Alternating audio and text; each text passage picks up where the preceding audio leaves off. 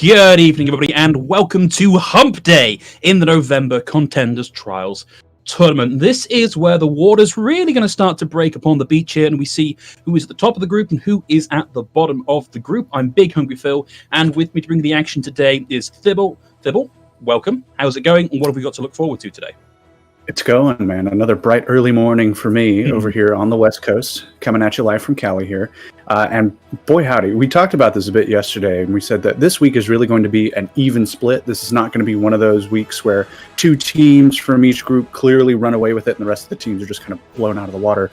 We currently have 4 teams that are 1-1 right now, and I believe 3 of them are playing today. So I'm pretty interested to see, like you kind of mentioned, we mentioned this just before the broadcast started, this is kind of where these teams will either crystallize their future or watch it crumble.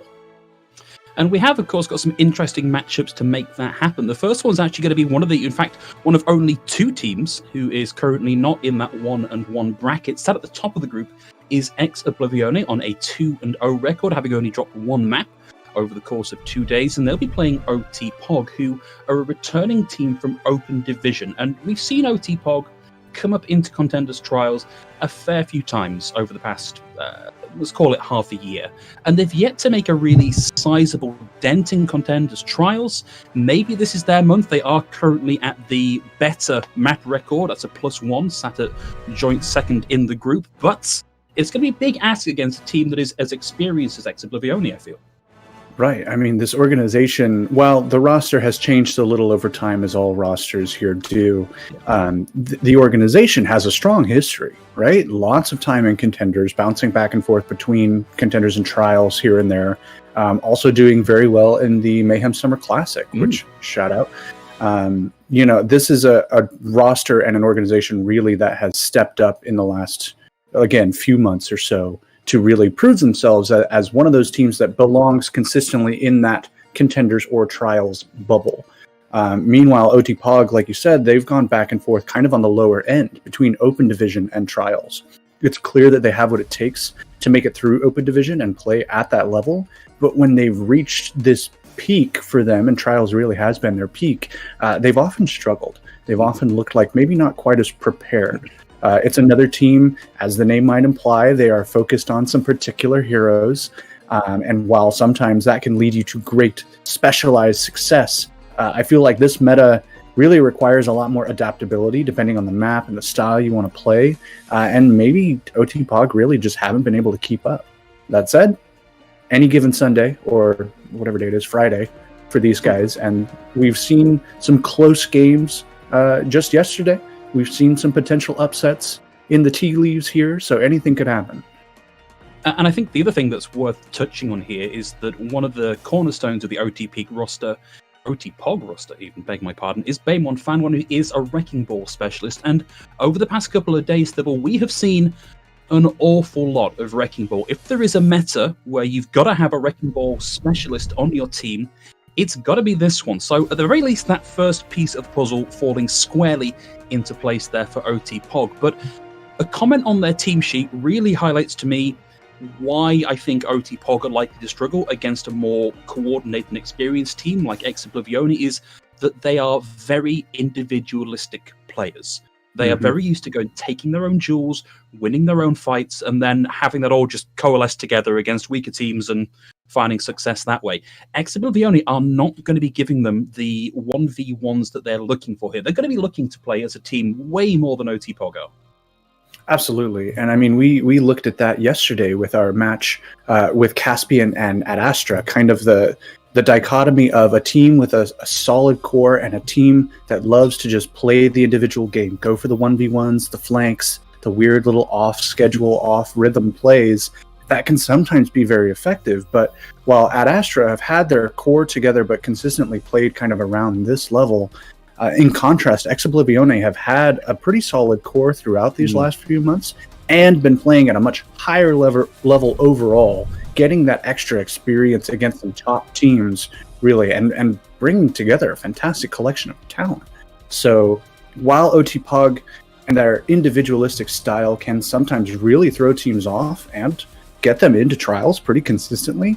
I struggle to think it's going to be enough against a team like Oblivione, who have these proven names like Kara, like Vistola, like White Noise, like Slay. This is a pretty stacked roster, at least at this trials level. They're no Hurricane, perhaps, but they've been doing well enough to be feared. And actually, Kara was one of the players I was going to touch on here. I was going through the rosters for today's games, and we have a few returning players from right back in the dim and distant past when I first started doing Open Division coverage and Contenders coverage. And Kara is one of these players who has been kicking around in Contenders in the competitive scene for what amounts to a long time for competitive Overwatch now. Never quite found the dizzying heights of success that they've maybe earned with the amount of work that they've put in, but they're an old, solid, dependable hand in a game that can change incredibly quickly, and you can't underestimate the value that having a player of that pedigree and caliber can really have to help lead a team forward, particularly in a support role where we're likely to see them take up, at the very least, some sort of calling and communication duty. Right, that was actually going to be my exact point. Not only is he a veteran presence that's proven himself effectively since his first major tournament was really 2018 Season 3 Trials in October of 2018. Wow. Yeah, there's a throwback for you. This guy just passed his second year anniversary playing at a Trials level or higher, usually higher for him. In addition, a popular pick in this Newton's Cradle comp, which I'm going to keep calling it that until it sticks. Keep writing that down, aren't you? Yeah. One of the absolutely always my strategy. One of the key heroes in those compositions is Brigitte, and Kara's Brigitte is nothing to sneeze at. So in addition to the experience, the communication capacity, the in-game leadership he might be bringing to this team, he's also just damn good on a hero that's very important. We talked about Bam1 Fan1's Wrecking Ball and how that is a very important piece of this meta, but a Brigitte might be even more so, because what's going to counter and help weather the storm of all that disruption and chaos? A hero like Brigitte with all the CC, with the extra oomph from the army, the rally, excuse me, like that's kind of the play that I'm looking for, or the player I'm looking at more closely. The supports, the people holding it together, the Brigitte with the rally, the Zenyatas and their transcendences, and apparently just their capacity for ripping people's heads off, as we saw yesterday. Like that, the backline is the quiet carry in this meta right now. The tanks are flashy, the DPS are flexible, but the supports tie it all together.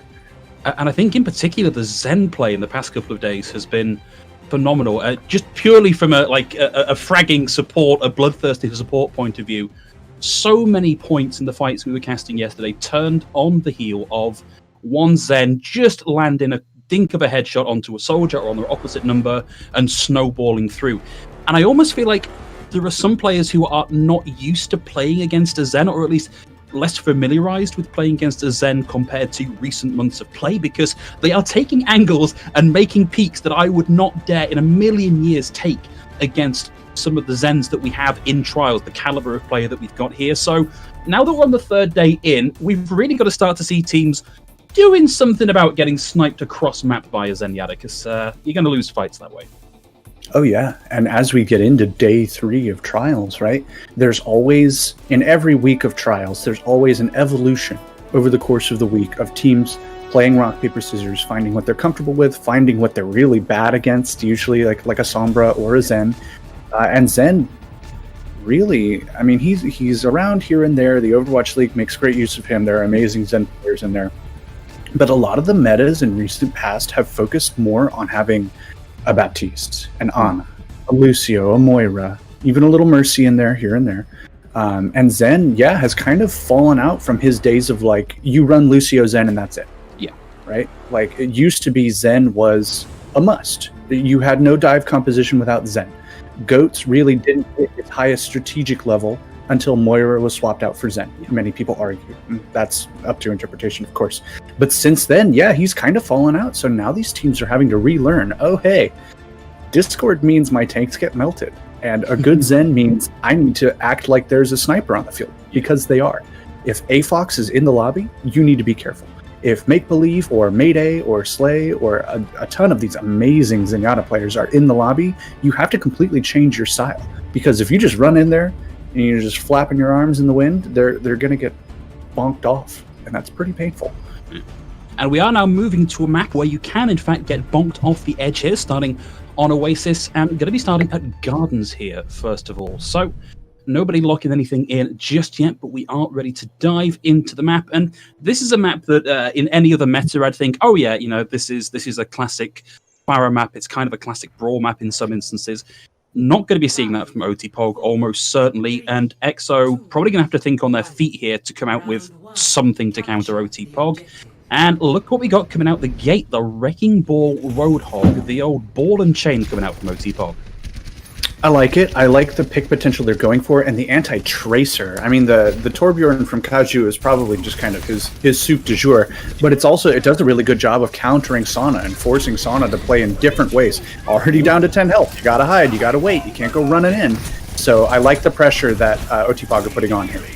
But at the minute, it is EXO currently in charge of the point. Nice initiate in there from White Noise. Pops the adaptive shields as well. Pretty survivable through all that. At FIFA Leg on the flank, but what a job there from Kara, just bodyguarding for Slay and stopping that coming through. Good presence of mind. Knew that was a risk. Knew that was in the offing. No picks coming through just yet. Only the Immortality Field being a real victim of the kills so far, but with Invin down and a lot of the healing taken off the table, it's a quick collapse from EXO, and we're going to see the point eventually cap into their favor. Yep, and I want to go back into that hook attempt and look at Kara, because we talked about him being a leader, him being smart, him being a veteran, and showing that in that first play of the game right there, standing right next to Slay, knowing exactly what's going to go on with a pick comp, a disruption comp like the one OTPog are running. He is on Protect the President duty. And he stood right there. He was ready for it. The Zen got hooked, but it doesn't matter if you get stunned out of it. So great play from Kara to really keep them in the fight and secure that first team fight win. And look at the ults we've already got on board for EXO as well. Slay's been able to do enough damage to get the Transcendence online. We are going to lose Cloud here, which puts you in the 5v6 up against a Soldier and a Torbjorn. There's a lot of consistent damage potential coming out here. Kara's going to get picked out by Red Shock. Red is able to find one with a Gravitic Flux, throws in the rock, will at least get the hit on that one. Stun themselves, but no harm, no foul, because the Transcendence is in play. They're going to lose Sauna, and Cloud is now back into the fight with a Tactical Visor, but runs headfirst into the minefield, and we're looking at a cap here for OTPog. And a good collapse from OTPog right after that first pick onto Cloud. I didn't see what happened to him, but he got caught out, and really that's all you need to know. So them walking in right away, just pushing onto the supports and really setting themselves up well on point. The turret gives them a lot of great point presence too, as well. It's just that extra consistent damage. You gotta deal with it. It's the 7th man. So a good attack and collapse from OTPog, and a good chance for them to start a defense and start catching up in percentage to Oblivione. For Oblivione, though, they've got to spend a couple of fights here just getting some ult charge on the board, because right now they are severely down in ult charge. Nothing currently to show. They're going to lose Cloud early here as well, so they don't really have the opportunity to get in this fight and start to build up ultimates. The best they can hope for is just to drag out resources like this. So Kaju's Molten Core is down, but already 10% and climbing onto the next one. So need to see some quick movements here from EXO. Right, they're going to want to try and really turn this around within the next fight or two. They're building up to their support ults and tank ults. The Asana is very close with the Pulse Bomb, but good discipline from OTPog. You're only using that Molten Core, because now they still have 3, almost 4 ults coming online. Plenty of tools to counter or out-engage on this next fight or two if they're smart about it, and that could easily lead to a round win just off the ultimates alone. Sauna finally has this Pulse Bomb online.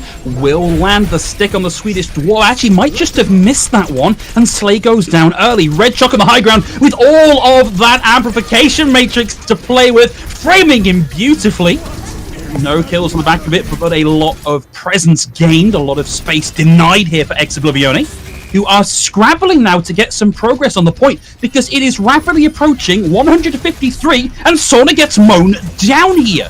Need to see the tag come through, or else this is game over for the first point here for Oblivione. Minefield, I think, might have been interrupted there by the shield bash. I was able to find Fifalek. Kaju will have the Molten Core here, but needs to get that out quickly, and it's not out quick enough to stop the cap coming back through. We'll hold on to that one, ready for the re-engage.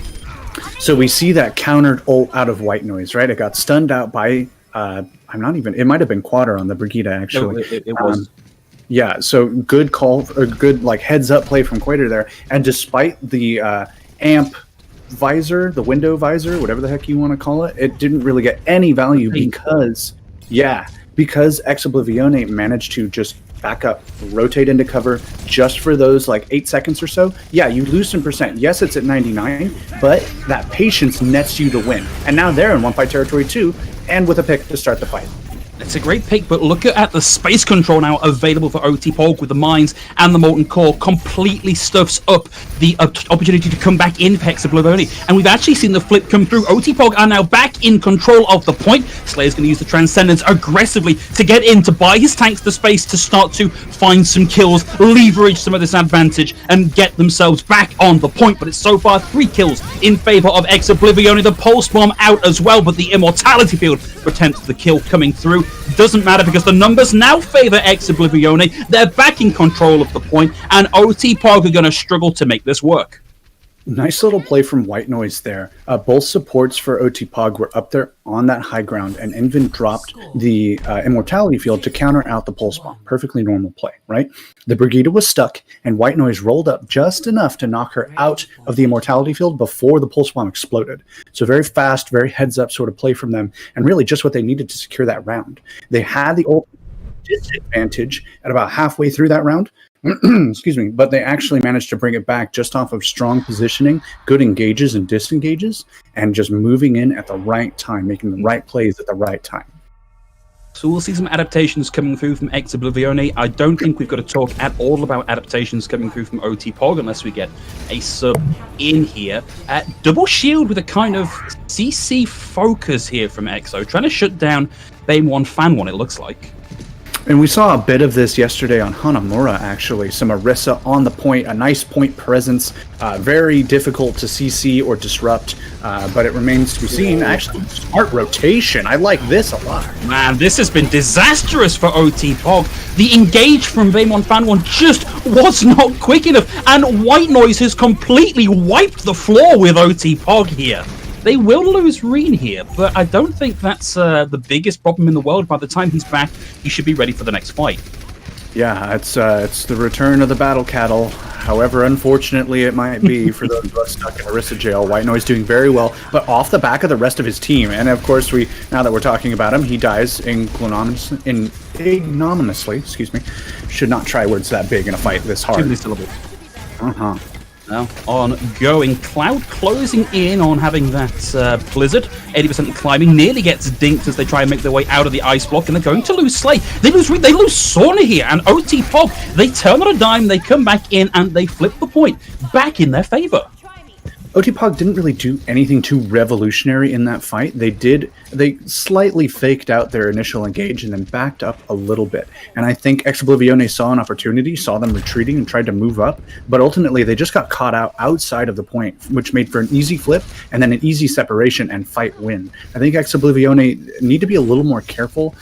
It's great that they're playing confidently, certainly, and adapting well, but they need to be smart about their adaptations to get the most out of them. Otherwise, they're going to get caught out just as easily as anything else. And Matrix used on the side here to force a little bit of space and make OTPog rotate out of the line of entry here from Oblivione. And Sauna and Cloud between them get the pick onto BAME1 Fan 1. Immortality Field's down, and now they've got to deal with an Amp Matrix tactical visor. And they deal with it by just sticking a big old Maywall right in his face, meaning he can't get any damage in over the top of that one. EXO come back in with the flip, Sauna with the roll, the flash, the fan, the hammer, and the control of the point for EXO. Man, I feel like we're seeing all of these like cursed heroes from my rankings. You've got the Orisa, who just is going to do Orisa things. Right, is doing very well. Slay also popping off. You have the DPS Baptiste. You have the fan, the McRight-click McCree from Sauna. These guys have been playing in all my rank games lately. I need them to stick to trials, please. I am dropping SR fast. Good on them, though, to retake that. Just a smart separation, and almost in the same way, them backing up, forcing the other team to overextend, and then taking advantage of that. They're doing a really good job of that so far.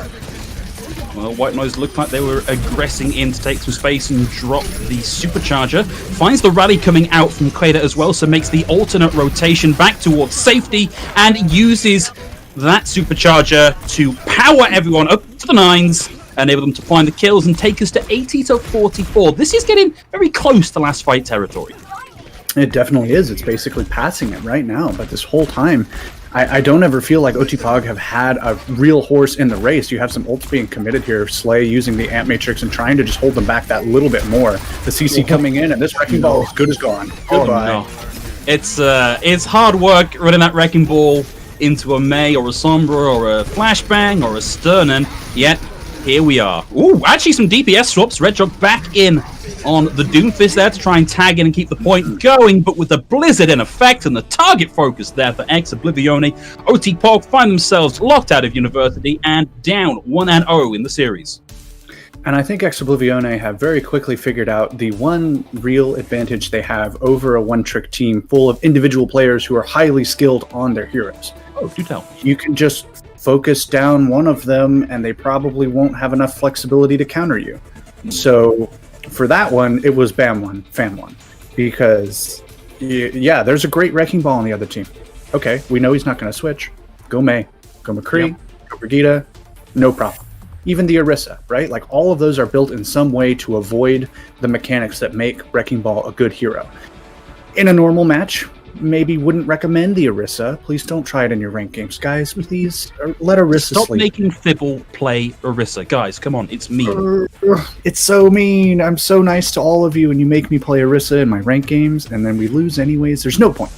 But when there's a Wrecking Ball one trick on the other team, and you're actually coordinating to counter that specific hero, that's pretty much the one fringe case you want to run the Battle Cattle, because she is uniquely suited to dealing with that.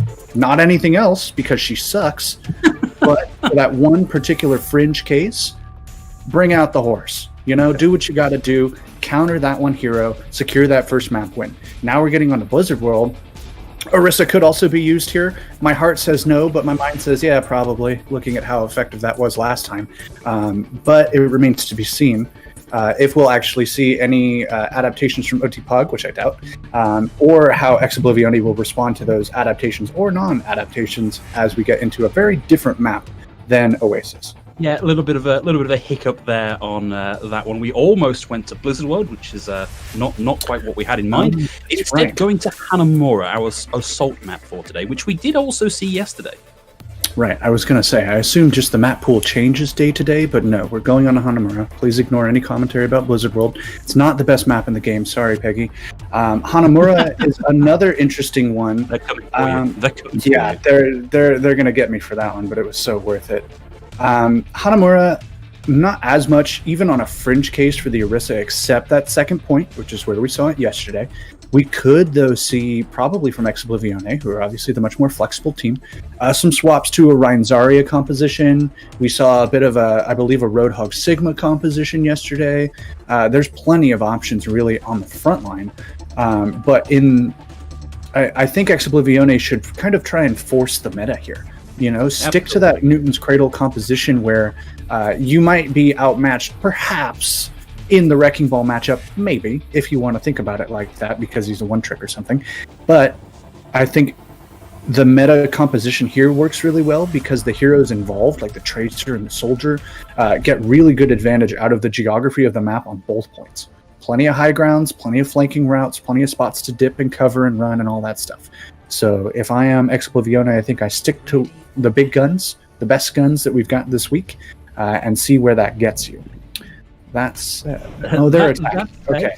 Yeah, they're attacking, and well, you know, we've kind of seen this DPS lineup come through a couple times in the past couple days, and yeah, I actually genuinely wouldn't be surprised if that's what they're running out with. Looks like we've got a remake here again. Not quite sure what the hold-up is on this one, but hopefully we'll be going back into the map shortly. I did see White Noise swap to the Widow, so maybe they wanted to make sure that the 2-2-2 was actually enforced in the game rules to make sure that can't happen even by accident.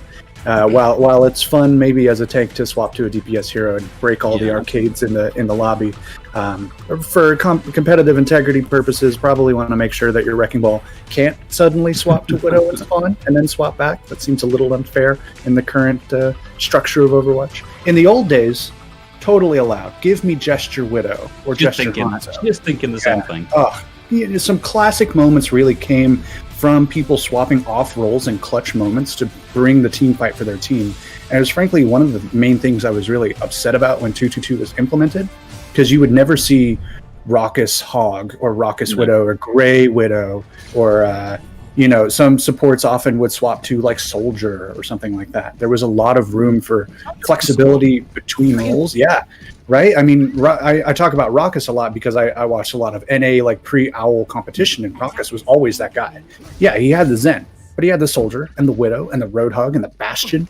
He was a nut back in the day. And now he's off playing Valorant for FaZe Clan. Whatever. We don't care about that. Well, rip.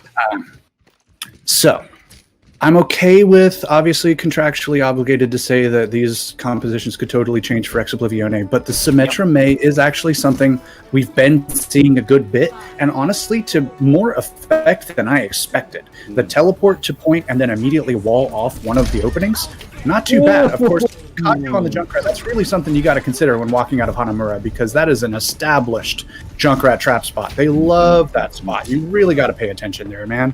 And So a little slip. Oh, okay. Well, actually, are we going straight to point? Are we going up over the top on the left-hand side here? They're thinking they're scouting. It has been scouted out. They've got to know this is in the offing. Oh, interesting. Top right here with the drop down. Not seeing this particular rotation yet. Red Sox there to get a little bit of a blast in, but we've already lost one player from OTPog, and EXO looking to make this work in a big way, but Cloud actually gets stunned over the side. Rennie making good on that, setting some company down into the depths with a rock knock and FIFA leg down, and a big early Riptide here from Kaiju, gets rid of 2, and the cheese strat from EXO is not going to be working out here, and this is a little bit of a slow stagger onto Reed. He built that tire in 40 seconds. Dumb. Hello? That was so dumb. That was silly. That is Jay silly. Someone gets Samito on the phone. He is going to want to see this guy because that is fight winning, right? Like they got, Oblivione got the initial picks, looked to have the momentum coming in, a smart rotation with that teleporter to catch out the flankers and kind of the backline like sniping heroes first and then rotate to point. But completely nullified by Kaiju there. Great play from him. Now we get to see if Oblivione can do a little better on their next. They're focusing Kaiju now. Well, they're already in. The hook is down, but the minefield is out, and Slay back to spawn already. If you are Oblivione, you will be scrabbling for ult, but considering getting out of this fight as soon as you can, White Noise is going to go down already, and Cloud is still on the hunt for ult charge. In fact, nearly 2 minutes off the clock and only 40% of the way to a Blizzard, 50% now and rising, is not great ult charge rate. And slowly but surely, OTPog are winning out this fight. Immortality Field is going to keep anybody from dying to Reen's Gravitic Flux, as Cloud is able to find Kaiju, and the kills have started to now come through for Oblivione. Ignore me, I clearly don't know what I'm saying. Just stick to your guns, brawl out the fight, wait for the recontest to come back in, and that's it. Point A. And that's really all that was. Like I think you were absolutely right to call that and be like, hey, I've just lost 2 people, including my main tank. Let's kind of back up. They committed the rally. I was going to criticize them for it, but ultimately that gave them enough sustain. White Noise swapped over to the Wrecking Ball just for that. He's now swapped back to the Orisa. Wanted to make sure he could get back on the point and just do something as quickly as possible. So interesting swaps from EXO, but they're the swaps they needed to secure that point. Now they have 4 minutes, 2 ultimates coming online, including the Blizzard, which is pretty big, and we could be looking at a very fast cap, or at least the beginnings of some momentum for EXO. But Kaiju with a big conk mine here could get another Riptire, and then if they can play that around Slay's Immortality Field, there's a world here where actually you can get a fairly cheap teamfight win and force Oblivione back. Starting things off, it will be the Riptire. Sauna did pick up the duplicate onto the Soldier, but couldn't find anything with it. Immortality Field down, so that's 1 DPS ult for 1 DPS ult here. And now Red Shock doesn't have theirs online either, ready to go. White Noise finds Tifa Lake and finds the entry frag here, but White Noise is being pressured down. A lot of damage coming his way, has to drop to the low ground and get back to his team to get the health they need to keep themselves in that fight. There's the minefield out now, but I think the coverage there was not as good as they might have liked. Baemon Fan 1 really was trying to dump that over the heads of Oblivione, but went a little bit wide and they're able to play around them. Did that Blizzard come out, or was that interrupted? That was interrupted. It actually left the hand, didn't land, and that was it. No more ultimate available here for Cloud. Sauna making swaps in spawn, but it's 2 ticks already gained here for Oblivione. And we see the Gravitic come out. Down they go. A rock on the head for good measure, but a duck there from Red Shock.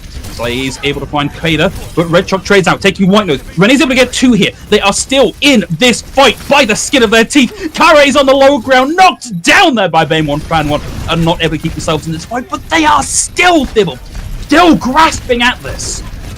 Right, I mean, it's been such a great example of all of the strengths of this team at once. You have the great initiation, the May collapse onto the Roadhog to start the fight, and they're going to win this now. Because this is such a smart swap. Cloud on the Widow was coming in and just started clicking heads like no one's business, and just gave them that extra oomph they needed to secure that. And we leave the point with just under 2.5 minutes to play with. And that entire fight was almost 2 minutes long, which is very long in Overwatch terms. If you've been following along with us, a usual fight is 30-40 seconds and you're out of there, one way or the other. So let's break down that whole thing. There was a lot to talk about in a very long fight. They rotate over to high ground, but actually drop, collapse onto the Roadhog, shield away the hook, pull him against a May wall that was placed just behind him. They freeze him. They take him out. Instant man advantage. Fantastic team play to start the fight. After that, they back up again. They got knocked down pretty low. And after that point, Slay popped the amplification matrix and just said, everybody get in there. And I got this. We have amplified healing coming out. If you have some projectiles, stand right here. We'll get some extra damage in. This is what we use to establish our point presence. After that, they set up on the point. White Noise and Rene, they kind of have to run around and catch some stragglers. There's a Doomfish flying about. There's all sorts of things for them to be looking at. White Noise and Rene do a great job of gathering those people up, getting them low with some help from their team, and Rene finishes them right off. Super strong play from him on the cleanup overall. And that whole time, Kara is playing bodyguard to whoever needs it. If Cloud is moving in to free somebody, he's there. Yeah, that Blizzard did get canceled. That one was a bit rough, but things are on cooldown sometimes. He was also protecting Sana. And then when Cloud went down, he swapped to that Widow, and like you said, was just clicking heads all day long. It was a fantastic overall fight from them, and now we have to see if OTPog can do any better on their attack. I mean, say what you like about Baemon Banner and the nature of one tricks, but that threading the needle there of the window to get to the point and around the back was just absolutely balletic to watch. Unfortunately, it's gone from a ballet to a little bit of a hoedown here as Baemon Fan 1 takes a lot of stun, a lot of damage, and has to put on their cowboy boots somewhere else ready to go for the next round because they're not in a fit state to keep dancing. White Noise able to deal with Kader. All of the constructs on the field now down as Sauna plugs away at that chunky hitbox. Carju's running on the tour. Right, it actually looked like Sana was maybe expecting a hitbox. It's a little taller, but you have to remember, Torbjorn's a little shorter than most. Invin going down here, it looks like just clean up some stagger actually coming out in favor of EXO. You hate to see it. Redziok just doing what you're supposed to do, applying shield pressure. Not that it's going to do a ton, but we do actually see some swaps. Quater over onto the Lucio, hoping for a quicker group engage through the choke point, but I don't know. Not a lot of presence with the tanks you're running at the moment, especially against these DPS from EXO. Putting themselves into a near permanent 5v6, and the fact that Sauna can just camp here on the point and stun Baemon Panel as they run through and get picks from there at the spawn says a lot about how you expect this approach from OTPog to go. You've really got to go be pressuring Sauna, pressuring supports, and right now they just don't have the opportunities. I didn't know White Noise was actually Evil Toaster's alt account, but I suppose I'll take it. Some good ultimates as well, looking at Oblivione's defense. I mean, look at them. They've got 5. They have not really broken a sweat on this defense. Sana, like you said, just playing point bodyguard. They know that the Wrecking Ball wants to come on point and force Oblivione back, but he can handle it on his own, and already is sending Famon running for these last 2 or 3 fights. Gravitic Flux out. We think of the High Noon there as well, looking for the highest of High Noons. We'll find one. Kaju's going to go down to that one. And so far, very little time spent on the point here for OTPog. There's the freeze and the rundown onto Baemon Fan 1. And the chase is on to stop that respawn happening in a certified and dignified manner. I have some positives for OTPog and some negatives for Oblivione, just to subvert people's expectations. I will say it's nice that OTPog have 3 ultimates coming online, some big ones that can help them bust through the point or create some zoning effects and otherwise give themselves some space. That said, Cloud is probably going to win this fight just off the Blizzard. My critique for EXO was that their last fight was almost too expensive. That said, they're kind of making up for it now just by using one ultimate and preventing the free tick.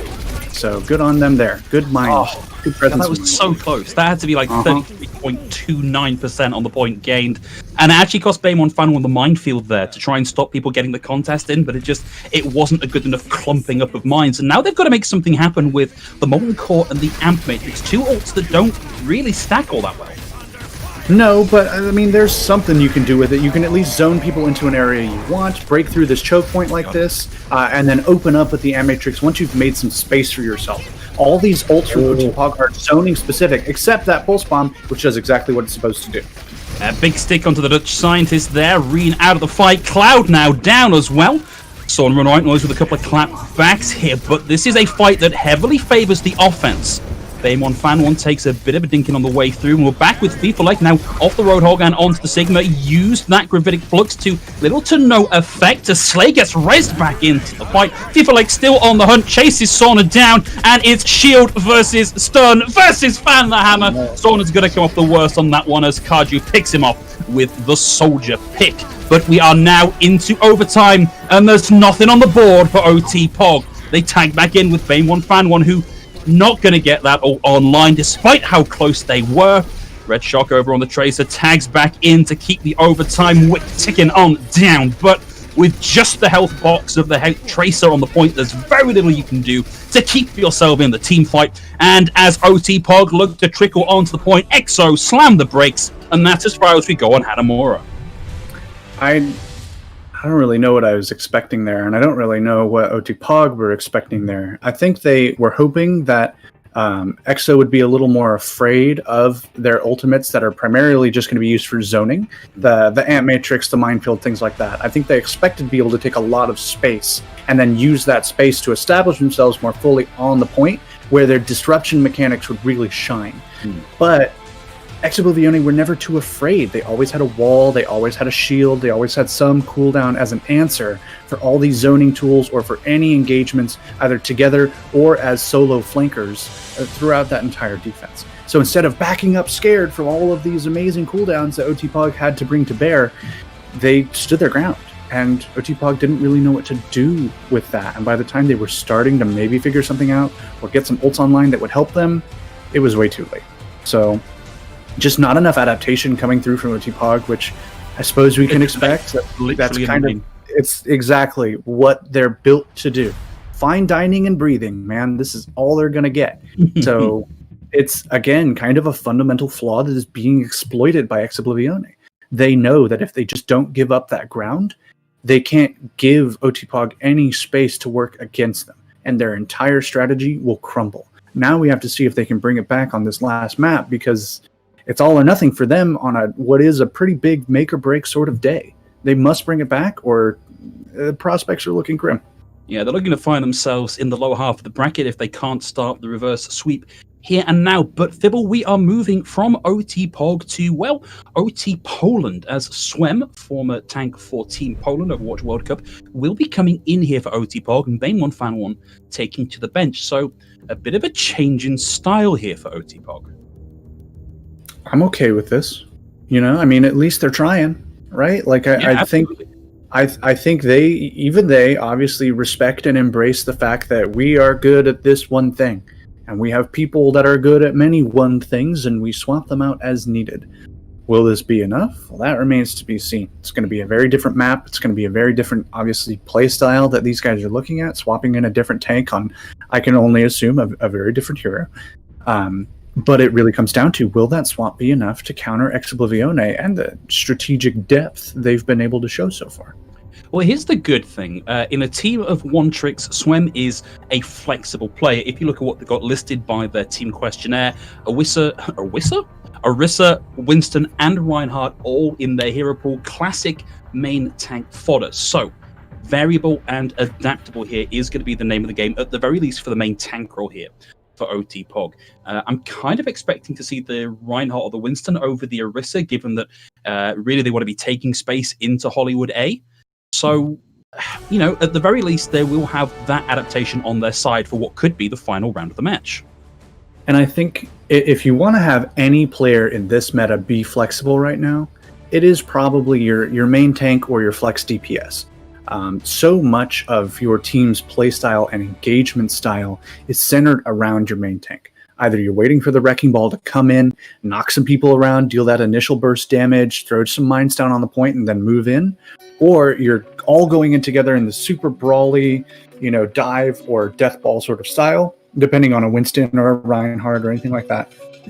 Or, as we're seeing be a third fringe case, you bring in Orisa because you hate me and you just want to make me suffer, but also because it has great point presence and lots of shielding still. Despite all the nerfs since the days of that oppressive double shield meta, 2 shields is still pretty good. So it's one of those things that always comes back because fundamentally it's that much extra effective health. And if you position it right, it really stretches that extra mile.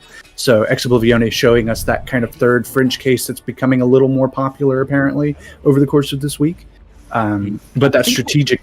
go ahead. Sorry. I think what we're seeing here, Thibault, is this is actually a really long-term plan. So by playing a hero that specifically causes you pain, when they come to watch the VODs back, if they're watching the commentated VODs, then they start to pick up that attitude towards Orisa. And then maybe they'll subconsciously take up that aversion to Orisa and not bring her into these lineups. So I think there's actually very clever long play gameplay here from OTPog. I'm going to ask you to stop talking now. I don't like any of that. Yeah. Oh, but I mean, sure, we could go that route, kind of the take your medicine so not to get sick next time or something like that. I don't know how that metaphor would break down, but we actually do see Swim on we have Orisa mirrors. Oh boy. Come on. Okay, fine. This is great. You can have a lie down after this match, don't worry. Yeah, I'm gonna need it. Go ahead, take it away. That's a big anti coming in onto Exo. Cloud and White Noise both feeling the effects of that particular Alchemist brew splashed upon them. Nice wall to interrupt the rock, and I am getting so many flashbacks to the double shield meta. Wall to interrupt rock, Holt rock combos, everything goes with Holt. It's the bacon of Overwatch, it goes with everything. Ooh, aggressive out from Kaju. Trapped on the high ground, focused down by White Noise. Karras here on the Mercy to bring Sauna back in, and it's a very, very quick set of kills here for Exo. Green's going to take a little bit of a nap, but I suspect he's going to be up before too much longer. Invin's still here, but can't survive the weight of the Sigma Rock landing point blank upon their forehead. Yeah, I mean, Anna's a tough cookie, but at that age, her bones cannot be doing well when exposed to a large gravitic rock. Osteoporosis is a real problem. It's a real killer, man. Let me tell you, I'm feeling older every day. But anyway, let's not talk about my bones because Phil will kill me. Yep. And let's talk a little more actually about the swaps coming through from Exo. Hello there, Cloud on the Hondo and Sano on the Pharah. This looks, I don't know about the Pharah necessarily, especially with the soldier in the field, but it does let you kind of get over the shields and provide that extra pressure. Of course, if the soldier's taking down your tanks and then your Mercy goes down, this fight is over. Let's put that short. What we call that is hubris. That is a team thinking, oh well, we're doing so well, we cap that so quickly, we can afford to run a Pharah here, and then 10% ult charge sniped out of the air alongside your Mercy. That's nothing doing there, Exo. Let's see the swaps come through, my friends. Yep. Yeah, we get the Echo now. I'm okay. Echo's, I think, better than Pharah in this meta. There are plenty of good targets for her to duplicate upon and to apply that shield pressure to that she's so good at. But right now, OTPog have such a great ult economy, and they're pushing forward with this Blizzard. Will probably use to great effect. Well, they have found one kill on the back of it at least as Reen's down. But we've got the supercharger out from White Noise, so they can start to really close the distance here. White Noise's supercharger is going to go down, and Kara brings Reen back into the fight, looking for a flux here from FIFA Lake, but won't be able to commit that one, and Sauna starting to find picks. Red Shock brought back in, but Slayer's going to deal with the other support in the meantime, and Oblivione, they make the adaptations. It's a quick switcheroo in the changing rooms, and they're back in control of the payload. Just a couple of fairly bulky supports to go, and that's going to be it. White Noise with the double at the back end, and they come out of this with ults to play with. Look, they've got the Dragon, and they've almost got the Duplicate online. Right, and I'm curious to see how they use those, especially the target of the duplication. Generally, you see a tank, a Sigma, or an Orisa here would not be too bad, but also a quick building Mei ultimate will not hurt either. That was nasty. Of course, we must stop and just appreciate that, because wow. Yeah, sorry to laugh over your point, No, but not at all. when you see a Helix rocket like that connect, like that was Cloud going, "I've got the high ground, Anakin," and then Redshot just sniping out from underneath him. But now that Cloud has the high ground, he's got a lot of control over this space, and well, he's only got another 6 seconds before that rocket's back in and ready to go. Sort of the duplicate picks up the Orisa here, looking to get a second supercharger online, looking to make this that little bit bulkier, that little bit more shield heavy. Tradey fight so far. Sauna will get the kill onto the very character he duplicated. He's now out of the duplicate form, finds the pick onto the Mercy, and has the high ground one more time. Just a couple of players left to deal with, and this is going to be a big old run through into point C. Sauna deals with people deals with Invin. We'll see the Blizzard come out from Kaju, buys a small amount of time. We'll see the pick come through onto Reen, but that is as far as that fight goes. We'll see the contest coming through from Swen, but they take a stupendous amount of damage on the way through, and that's point C. I mean, you just kind of got to walk in there so you don't get staggered. Die on point, die quickly with some dignity, and then get back out there, Chief. I feel like Sauna, the Echo swap was definitely in the cards. Echo is so much better than Pharah right now, not in terms of like raw impact damage, but in terms of burst damage and just mobility and flexibility with that ultimate. And of course, when you have a Hanzo right at your back playing like that, well, you look that much better as a team. And Sauna's able to camp the body here as well. The second they send Kato up to try and get that res, well, great. There's going to be one of those tri-shots waiting for you and a focusing beam if they don't do the job. So over the back, holding now by this final point C cap. We'll see the amplification matrix buy some space, stops OTPog being able to spam their way down the choke.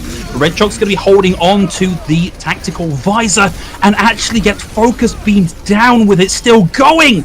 Sauna's able to find another pick. That's now both support, a DPS offline here, and the supercharger rolling on through here for Oblivione.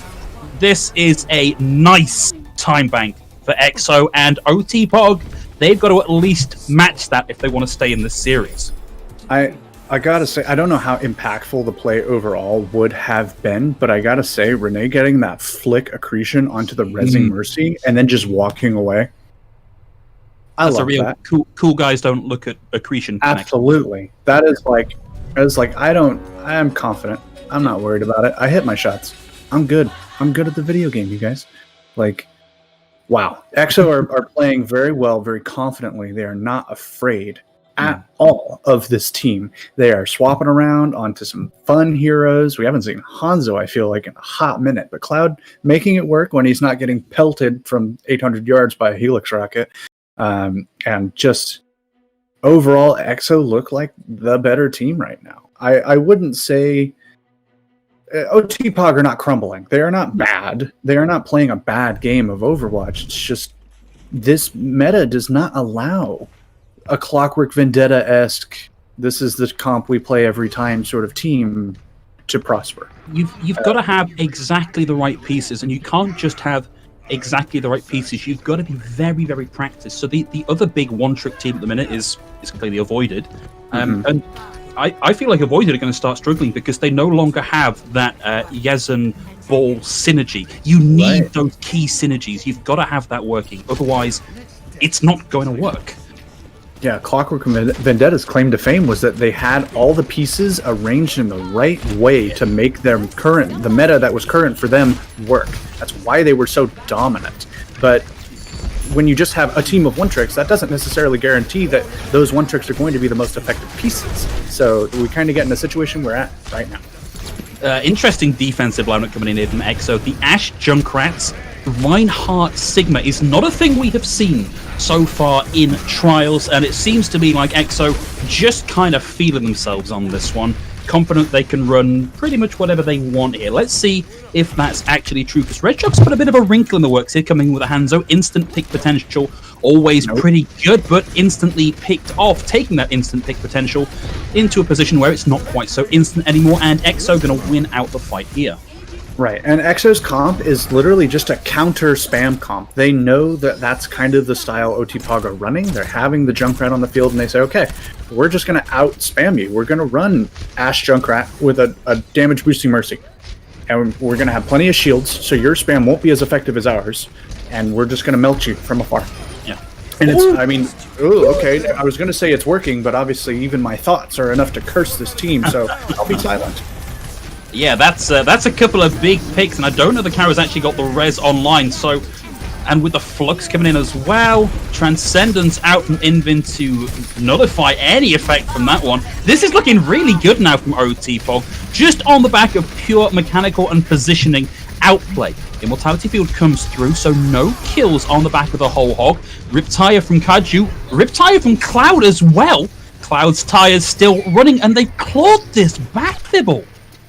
Yeah, I mean, it was just the re-engage, the respawns coming in and just helping out. Yeah, you start down 2 people, but if you sustain the fight long enough for those people to get back or get rezzed or whatever, then you're right back to being the team that has more people on the field and that are overall more strategically flexible. So these long fights really favor Oblivione overall.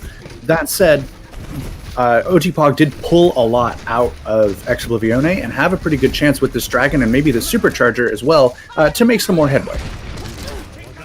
Well, 1 pick already on the board, and this one with the Sonic Arrow and then the dragon for a second. And this time, Oblivione, they don't have the resources to claw this back. An Amplification Matrix and a Flux is a big risk in this situation, and I just don't think they're going to commit them. No, I think that was perfect from OTPog. They came in, they used just the one tool that they needed to really make it happen, and just edited their positioning over the course of those fights. You can't let a team that's out spamming you stay at arm's length. You have to get in their face. Use the Roadhog as your, because that's a close range spam. You have to get in close. So find that advantage where you can, collapse on them, and then just choke off the sight lines and cap the point. Now, though, with some high ground control for Exo, this gets a little bit harder, but not impossible for OTPog. They have a lot of ult online and a Bastion coming through. Hello, let's see what we can do here.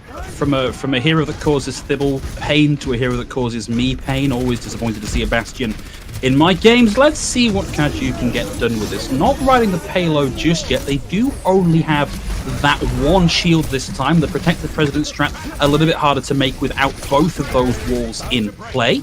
Low shield there for Reen's going to have to back out and recall that. In the meantime, though, Cloud's able to find Kader, and now it's time to shield dance and do the old duck and dive, bait out the hook, and take Fifth down. Yep, I'm okay with this this swap, actually. Yeah, get off the Bastion. As fun as it is to see, it's probably not going to get too much done unless you swap your tanks up, but they both have ultimates. So the Torbjorn, that little extra presence, that 7th man, the ultimate providing some strong zoning to get some cart progress once he's built it, it's not the worst move here, but he's got his work cut out for him because these guys from Exo are very well positioned right now and hitting their shots. And this is a perfect position for Sauna because he's got such a big control of this main sightline. And really, OTPog, they need to be quicker with these rotations. Red Sox barely getting out of that hook. And actually, White Noise tracks him down with the whole hog just for good measure. Solo ulting is, well, you know, it's effective, it's not economical, and boy, is it disrespectful. Right. I mean, Overwatch is just as much a mental game as a mechanical one some days, so getting in the heads of these teams that don't have as much official high-level experience, perhaps, is a valid strategy just as much as running a Junkrat Mercy. So, looks like Exo are definitely feeling themselves, definitely setting up those solo ults, and there's disrespectful plays. A nice combo for the Immortality Field to keep the Junkrat safe, even though he doesn't get much, just the turret. The thing is, the slower OTPog are about taking space, the longer you give Exo to get splash damage in and to find ultimates. We still got Sona holding on to this bob. They can make this the 6v6 again, even having lost White Noise. In fact, there we go. There was actually a big hook onto the bob there as well. Takes him down around behind the Orisa Shield and into a less problematic position for the rest of the team.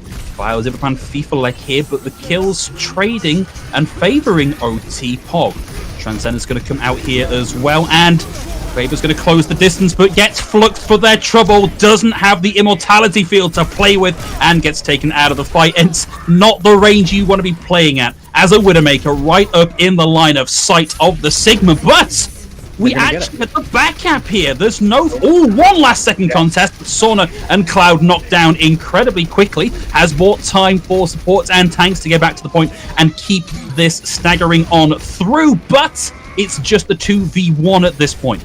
Reen's going to be in trouble. Closing the distance is Slay. Gets a bit of healing into Reen and keeps them alive long enough to secure the Wrecking Ball to come back in. White Noise back in and ready to stall this out. We're into overtime, and it was so close to getting into point C here for OTPog, but EXO play that perfectly. Don't give up a pixel or a second more than they have to, and that's going to be the 3-0 for EXO Oblivione, keeping their position undefeated at the top of the group. And what's disappointing the most about that fight for me is that Kaju did use his Molten Core perfectly, which was exactly the way I kind of predicted he was going to use it, which was to block off some entrances, get some good zoning for some cart progress.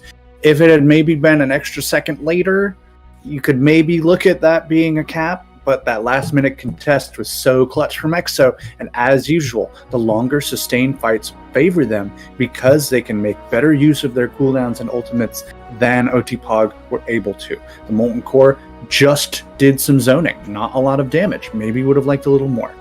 Maybe a Flux coming through, providing a little extra CC, getting people away from the cart just long enough to push it in. These were tools that OTPog did not have at their disposal, and Oblivione were happy to exploit that disadvantage. Well, that is going to be OTPog now looking to drop into the lower half of the group with just 2 days left to play. So I think I've got to sit down and work out the actual maths, but I think we might see OTPog dropping back down to Open Division on the back of their first 3 days of play, which is a shame. I think it's always fun to watch a one-trick team starting to do well in trials. I'd love to get another Avoided in the scene, but this is not going to be the opportunity we have this time. Now, Thibble, that's going to be the end of this first match, but we should have an interview coming up in the not-too-distant future. So, while we line that up, we're going to throw to a very quick break, and we'll be right back with you with the interview section.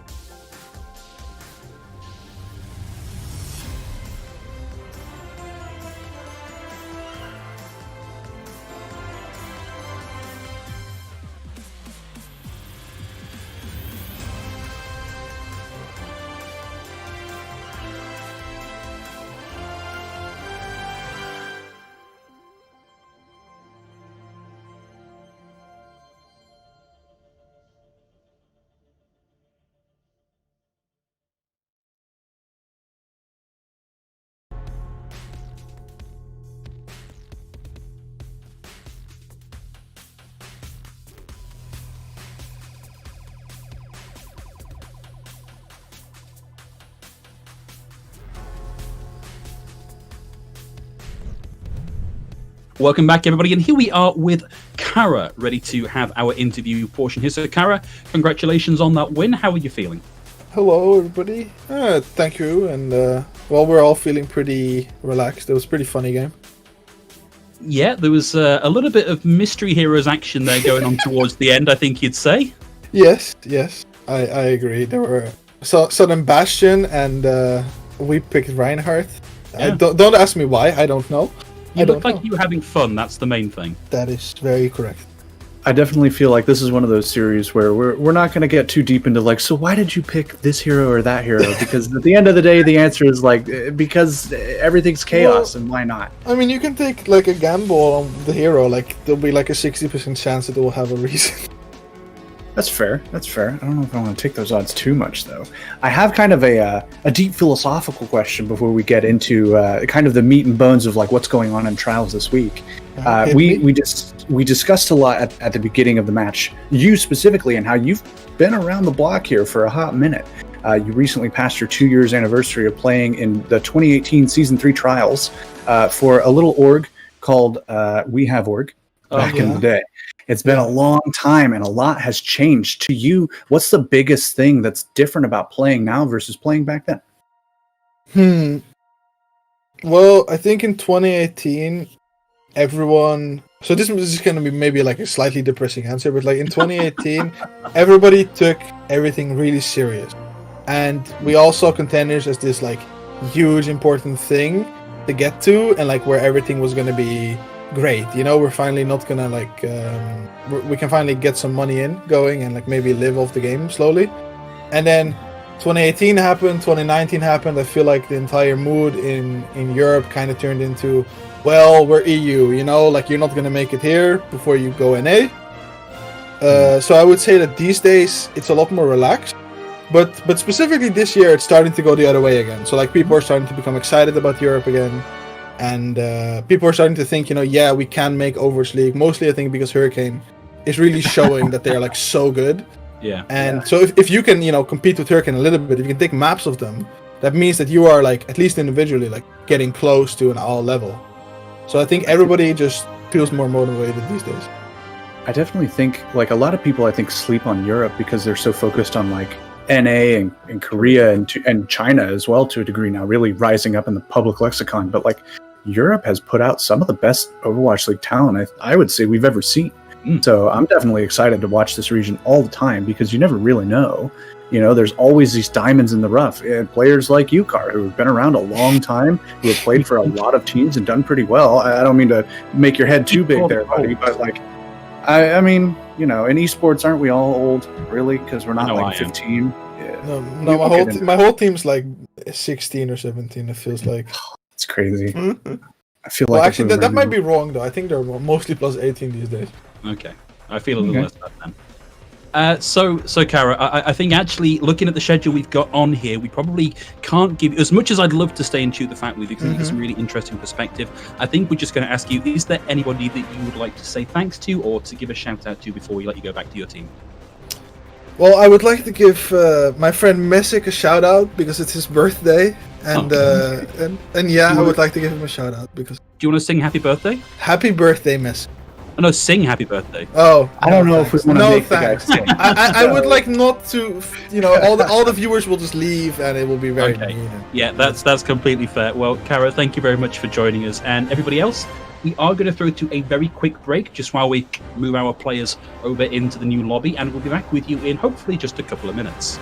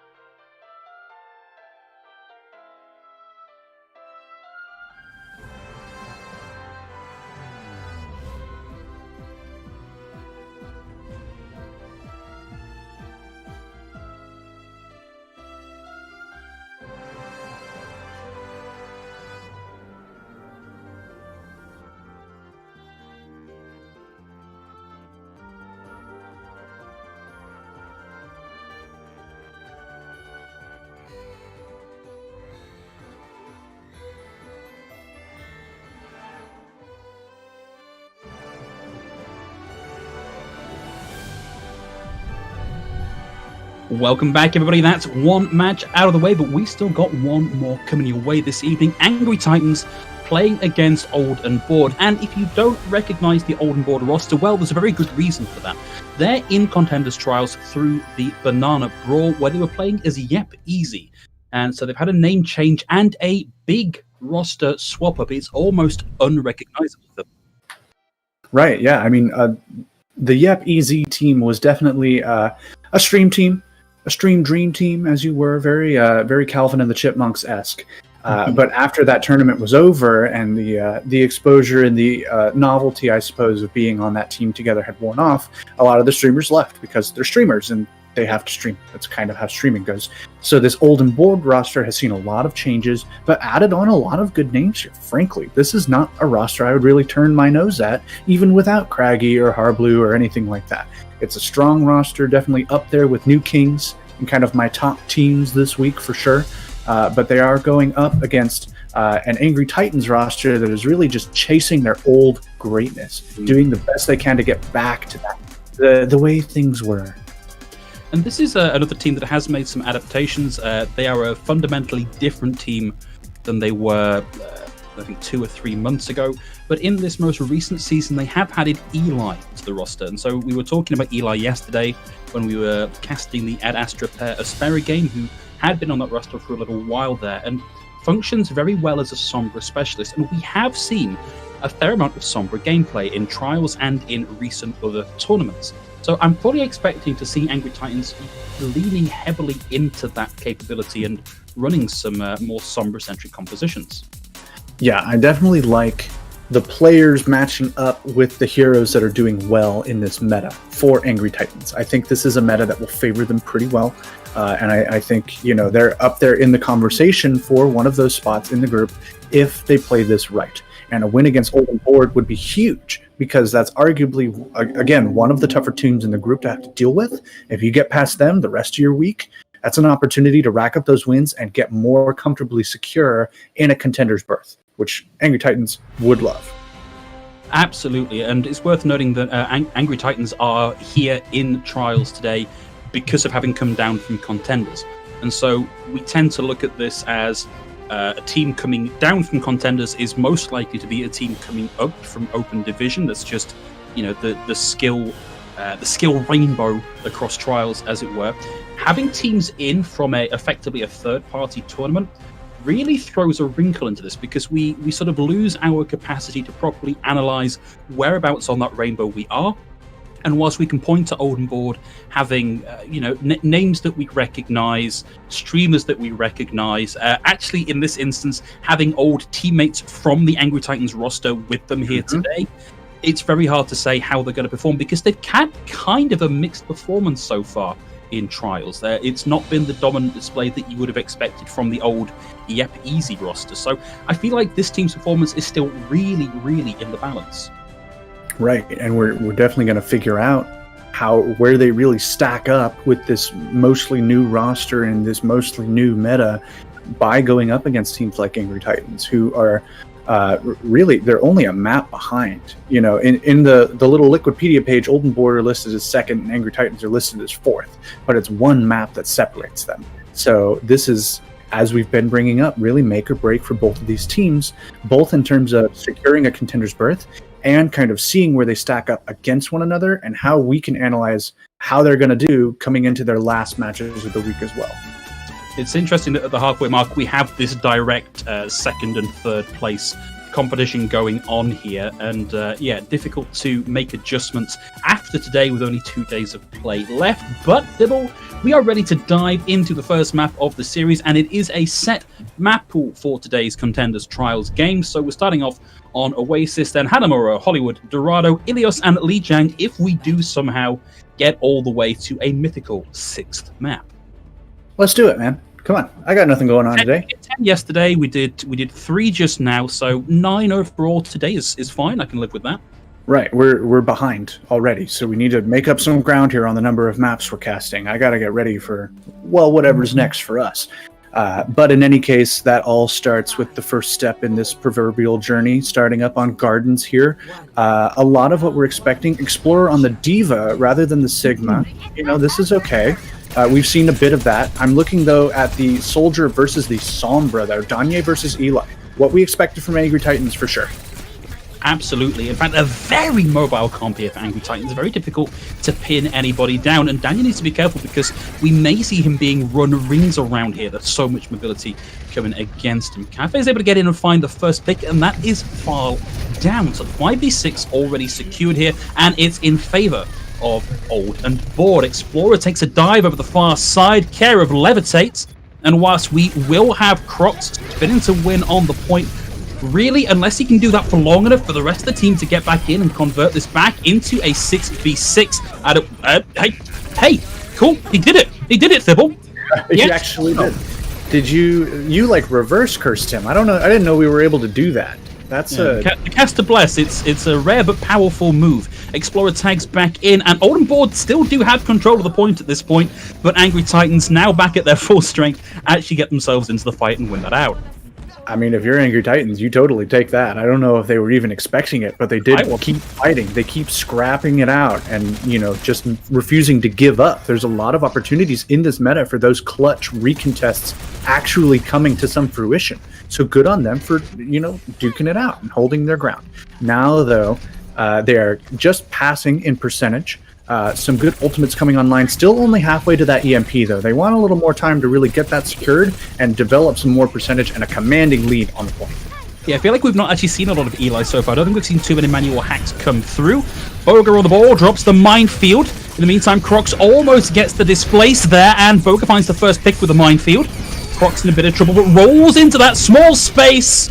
And it's a little bit too late because Boga's already able to find two. Daniel with the tactical visor finds another, and that's the flip here for Old and Bored. Angry Titans in this next fight are not really going to have ults to play with. It's going to be a neutral fight across the board. Angry Titans are a little bit closer to a couple, but most importantly, I would say, Old and Bored do have both of their support ultimates coming online. So plenty of beef on the engagement and a nice counter with the Transcendence. Yeah, Ding with the Transcendence stops any possible valleys coming in on the back of that big initiate from Croc. Eli now has that EMP online ready to go. We've not really got anything to combo that with. There's no big EMP anything, really. Only going to find two here, and Barrett is already stacked with the rally armor, so wasn't able to get anything done with that one, and Danier's going to find Freyu, and this is not looking great for Angry Titans. Old and Bored now have control heavily in their favor.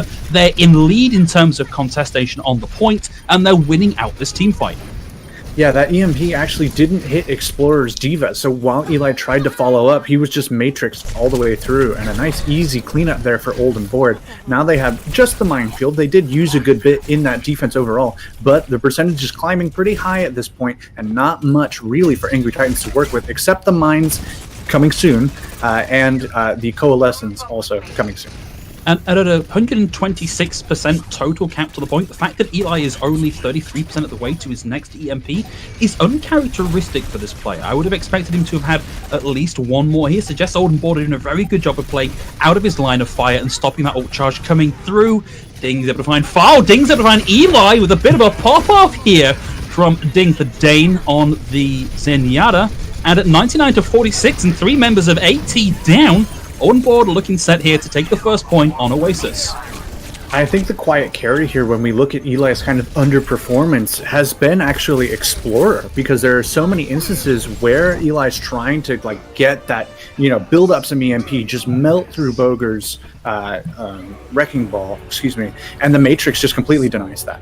So, every time Eli tries to go in and is denied, that's 10 or 20% of his ultimate that he does not gain. And that really hampers your building. So I'm curious to see if Eli kind of stays away from the Sombra or tries to, rethink how he approaches applying pressure. Because at the moment, it looks like Old and Bored really have his number and are mitigating a lot of his effectiveness on what is otherwise a really impactful hero. I think a lot of the problem here for Angry Titans is that Tharl is what you would call a Tracer specialist. Eli also has Tracer in his hero pool, but if you do that, then where does Tharl go here? So you've got to be running something like that. Maybe there's a decent soldier in Tharl, remains to be seen, but I feel like Angry Titans running this roster do have a couple of plays they're going to have to take in a very certain way. Crocs went for the wraparound there with the Wrecking Ball grapple, but didn't find that, and I think a bit of early scouting suggests that Angry Titans maybe want to make some swaps here. Yeah, I don't think the composition they were running, I don't think they thought it would be enough to really handle the pressure and the shielding provided by Oldenborg's composition. This risk coming through again, but now Croc swapping over to the Reinhardt wants to just walk right past that and apply some pressure with his DPS.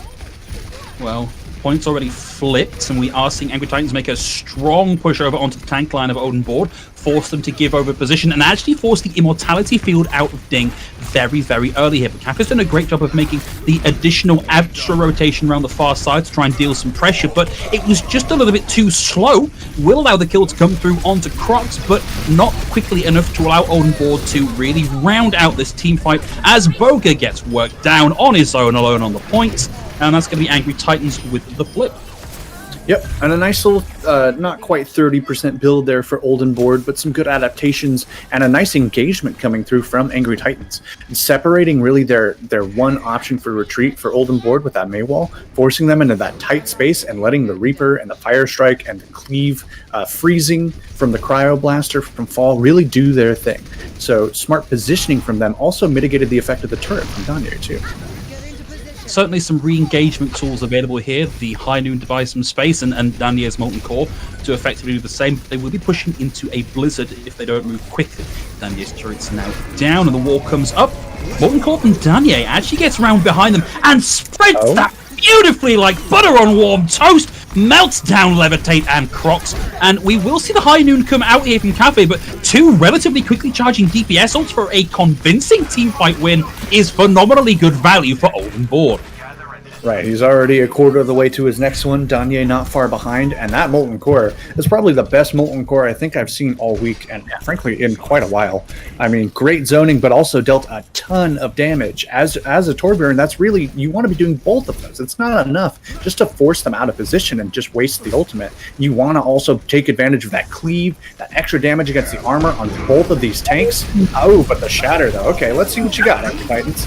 There's nobody there to follow up, and Crocs went in there kind of alone and just gets focused down by the turret, and now Danier looking for the HK, the good old hammer kill, will fall one as Freyu falls victim to the Smith's tools. Ladies and gamers, add it to the list. The hammer kills joining the illustrious ranks of Mangachu and all the other wacky gamers out there that love getting those. Razor, also very well known for his Torbjorn kills out there. You love to see him. There's not much analysis about it. He walked up and just beamed her over the head with it. But hey, now they're actually, I will say, both DPS coming online with their ultimates for Oldenborg. Explorer not far behind. Danier already throwing that one out. Pure Irish is going to have a difficult job absorbing all of that, and Cafe's able to get the double with the High Noon. Freyu valiantly trying to keep things going here with the Coalescence. Might get that kill, but the turret and the additional pressure that Cap is able to put in stop that coming through. Tanks on the low ground. We'll see the contest come through, but it's immediately a D-mech and that self-destruct all into a wall of shield, and Oldenborg take Angry Titans down on Oasis.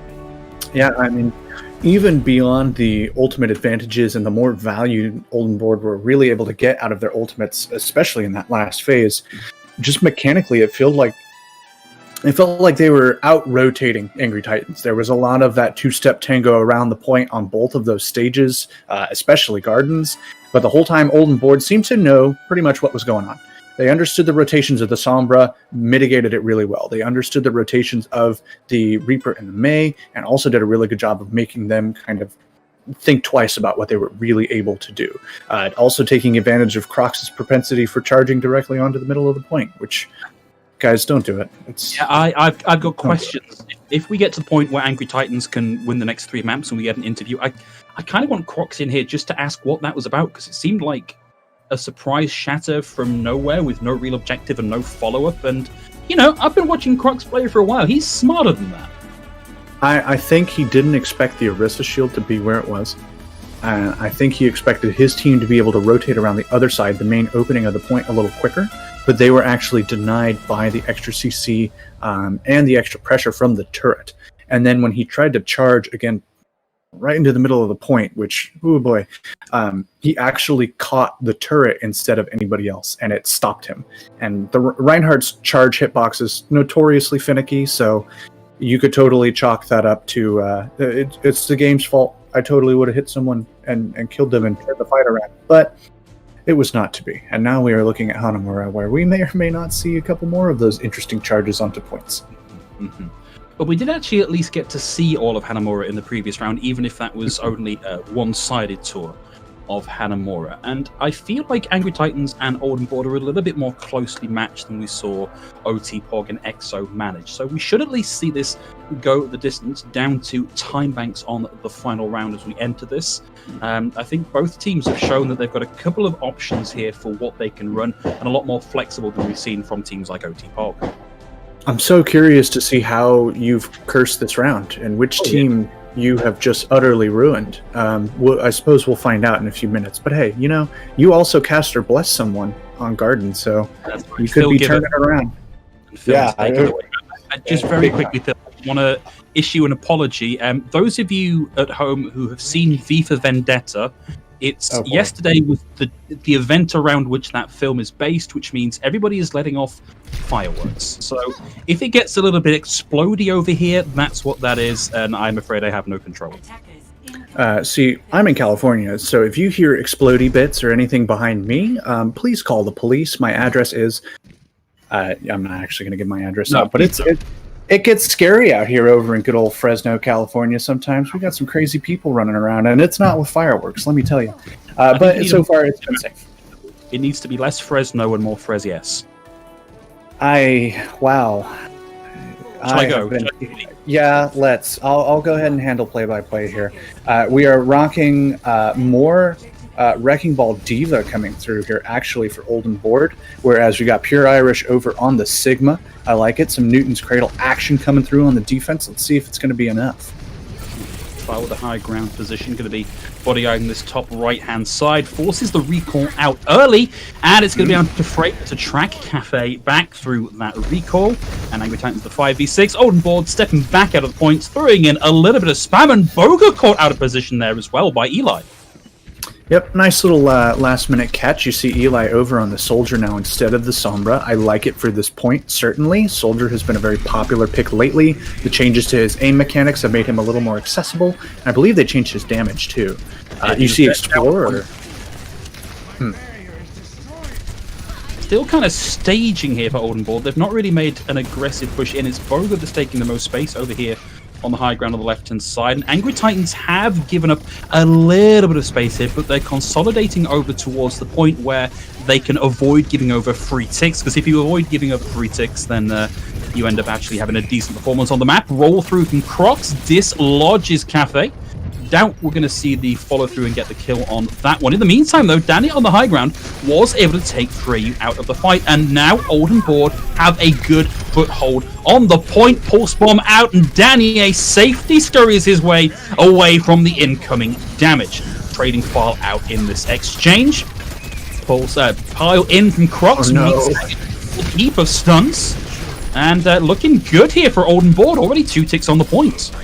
Right, and great zoning here. I mean, they're just melting poor Crocs into a corner there. Bless his heart, there's only so much you can do.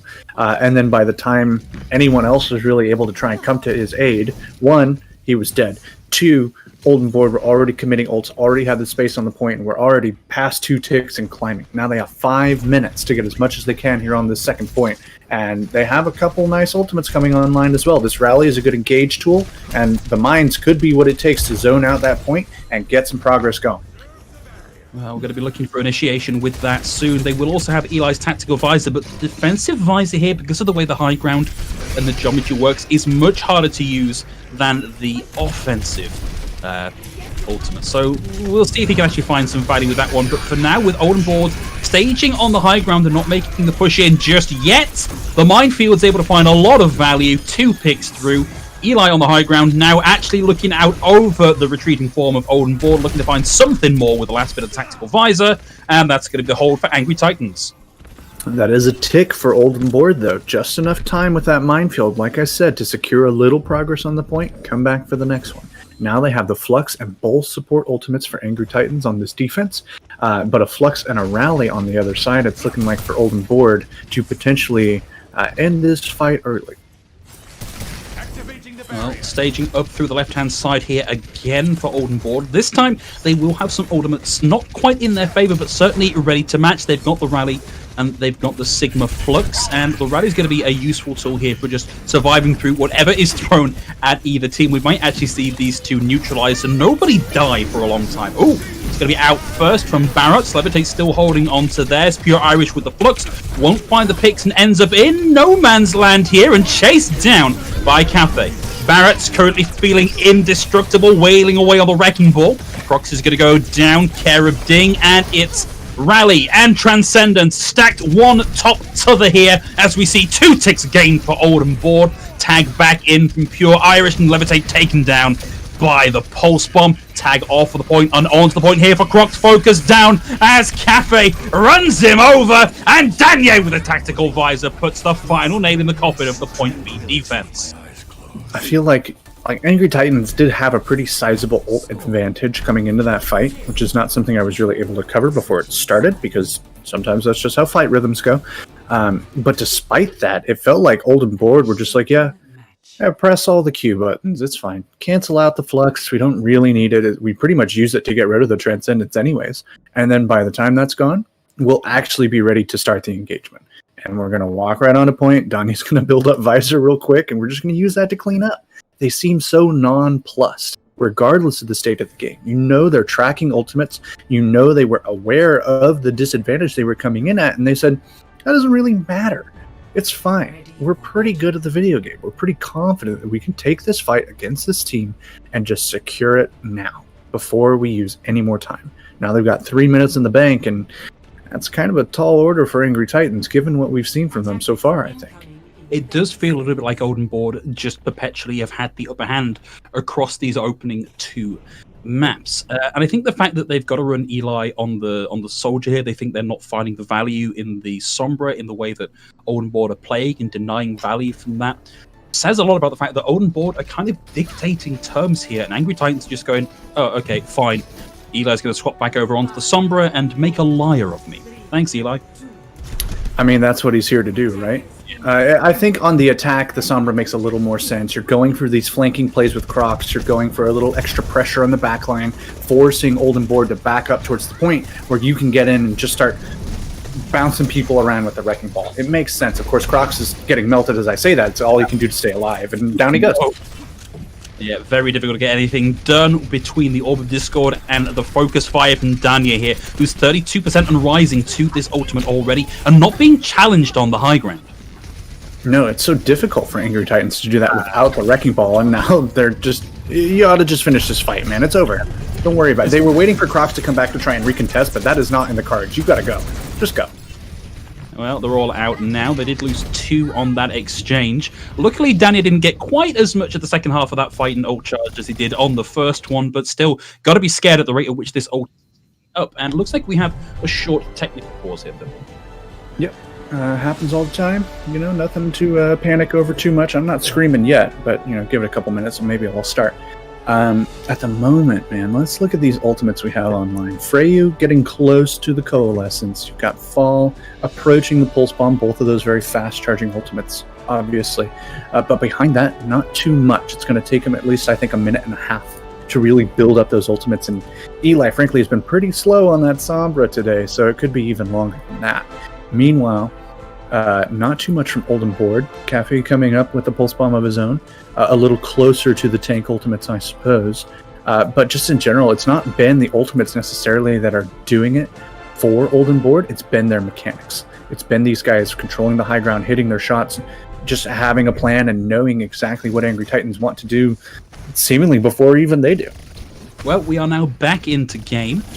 Not quite sure what the cause of that one was, but regardless, we're back in the action as we see Angry Titans make the rotation to the right-hand side. They're looking to take that high ground position, whilst Crocs draws some attention over to the left-hand side, looking to set up a pincer movement here. Actually, we're going to see Foul come through and follow up that rotation on the left-hand side, and Crocs walks right in front of the crosshair for Ding and gets taken out of the fight, and still struggling to get the attacks off between all the shielding and the consistent spam damage coming through from Oldenborg, which puts us at 90 seconds and only 40% of an EMP gained here for Eli. And I think the great shot from the observers there, because that is a perfect microcosm, I imagine, of what Eli has been dealing with all series long. All right, I'm trying to hack this guy. Oh, there's a shield in front of him. Let me get past the shield. Okay, he CC'd me. All right, I have to wait until I'm not CC'd. Oh, wait, they stuck somebody next to me or just applied enough pressure and now I'm dead. You're not getting anything done there. You're not building EMP. You're not getting the hacks. You're not creating the openings that Sombra needs to be making. And that's why Angry Titans are at such a disadvantage. Wow. Still, again, that was a whole nother fight right there in that half a sentence. Goodbye. Well, we finally got the hack coming through, and Eli did actually get a nice big chunk of EMP on that one. Now only 1/4 of an ult charge away from having the EMP, but with how much time has gone on here, it's got to be a fight-winning EMP if they want to get close to the time bank that Oldenboard currently have. Right. Over 4 minutes, you could expect between 2 and 4 EMPs, depending on the Sombra and how much damage they're dealing. Eli's going to have 1. So you really need to make this one count, because we're passing 90 seconds, and they haven't showed us much just yet. Oh, big stick from Cappy. It's Freyu out of the fight. I've actually seen a lot of resources now invested from Oldenboard with the rally and the gravity flux coming through. So on this next run through, with Eli with the EMP, with Crocs with the mines, with a self-destruct, a sound barrier, and a coalescence almost on board for Angry Titans, they are setting themselves up for success here. But it's going to be one good push, and if it don't work, it ain't gonna work, Thibble. Right, and I was worried there for a moment. Angry Titans kind of not quite fully disengaging, and there's a real chance that they get caught out. Eli not even able to get this hack off Boger too quick, but it looks like their focus actually will finally take him down. That's a nice opening. It's a great opening, but Eli has had to actually get out of dodge on this one. But that's even better for them, because the Transcendence was the key thing stopping this EMP coming off. They have lost a lot of players now, so they're going to have to back out, but they've got a window, Thibble. It's a small window, it's a thin window, and it's slowly closing on them, but they do have the window. Right, and this is all they've got, right? They must be quick. They're probably going to have to go in without Freyu, who's going to be catching up from behind, probably throwing a healing orb towards the point and calling it a day. The 4 ultimates online are great. Cafe, though, has been getting some great pulse bombs, and Boger will build a minefield in an extended fight. So they have to worry about those zoning tools. The eat, though, from Cafe is actually huge. Manual hack coming through from Eli, won't connect, will find Explorer though, still gets out with the EMP, but it's a 1-for-1 trade. Foul, holding onto the pulse bomb, lobs it in, but receives the fiery vengeance of the Helix rocket, knocking them out of the fight, and Eli got the EMP off, but there's just nobody there. He himself no longer in the fight. Oldenboard played this to perfection, Thibble, and they're gonna move on to match point. We're looking at a quick couple of matches here. Yeah, we're getting out a lot earlier than yesterday, if this is any indication. Of course, I don't want to jinx it too much, perhaps, and get us into a reverse sweep situation, but crazier things have happened before. That EMP was tragic, because Eli was just waiting so patiently, positioning himself well, getting the manual hacks, actually applying the pressure he needed to make those openings, but the rest of his team was not able to come up to speed with him and really get in a position to follow up. So Eli finally is like, the game is ending. I have to use this ultimate for something. And then he didn't get much out of it. His team was already separated or dead and unable to follow up, and it just kind of sputtered out for Angry Titans. So they've got at least one more chance to bring this back, but looking a bit dire, if I'm honest. It has been very unfortunate. You would at the very least expect a team that the caliber that we have for Angry Titans, a team that was in Contenders last season, to have been able to put up something there to get us to point B at the very least. The fact that they weren't able to do that, and the fact that they looked, kind of maybe unkindly of me to say, looked to be scrabbling at the point there for purchase and not able to find it, is a worrying sign for how this next map is going to go. And it's going to be Hollywood up next. We did see a reasonable amount of Hollywood in the previous map, but if Oldenboard put on a point A defense the way they just put on a point A defense of Hanamura, this could be done very, very quickly. Right, I could actually be able to eat lunch in a reasonable hour. But,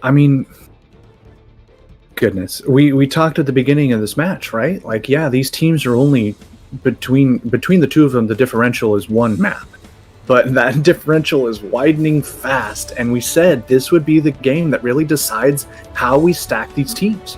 And it's pretty clear right now that Angry Titans are nowhere near Oldenboard. Oldenboard, despite all these changes coming through, despite kind of the shift in meta, perhaps from the Banana Brawl ever so slightly, they're proving they still have it. A lot of old names, but names that have certainly not lost any polish, because they are putting on a clinic.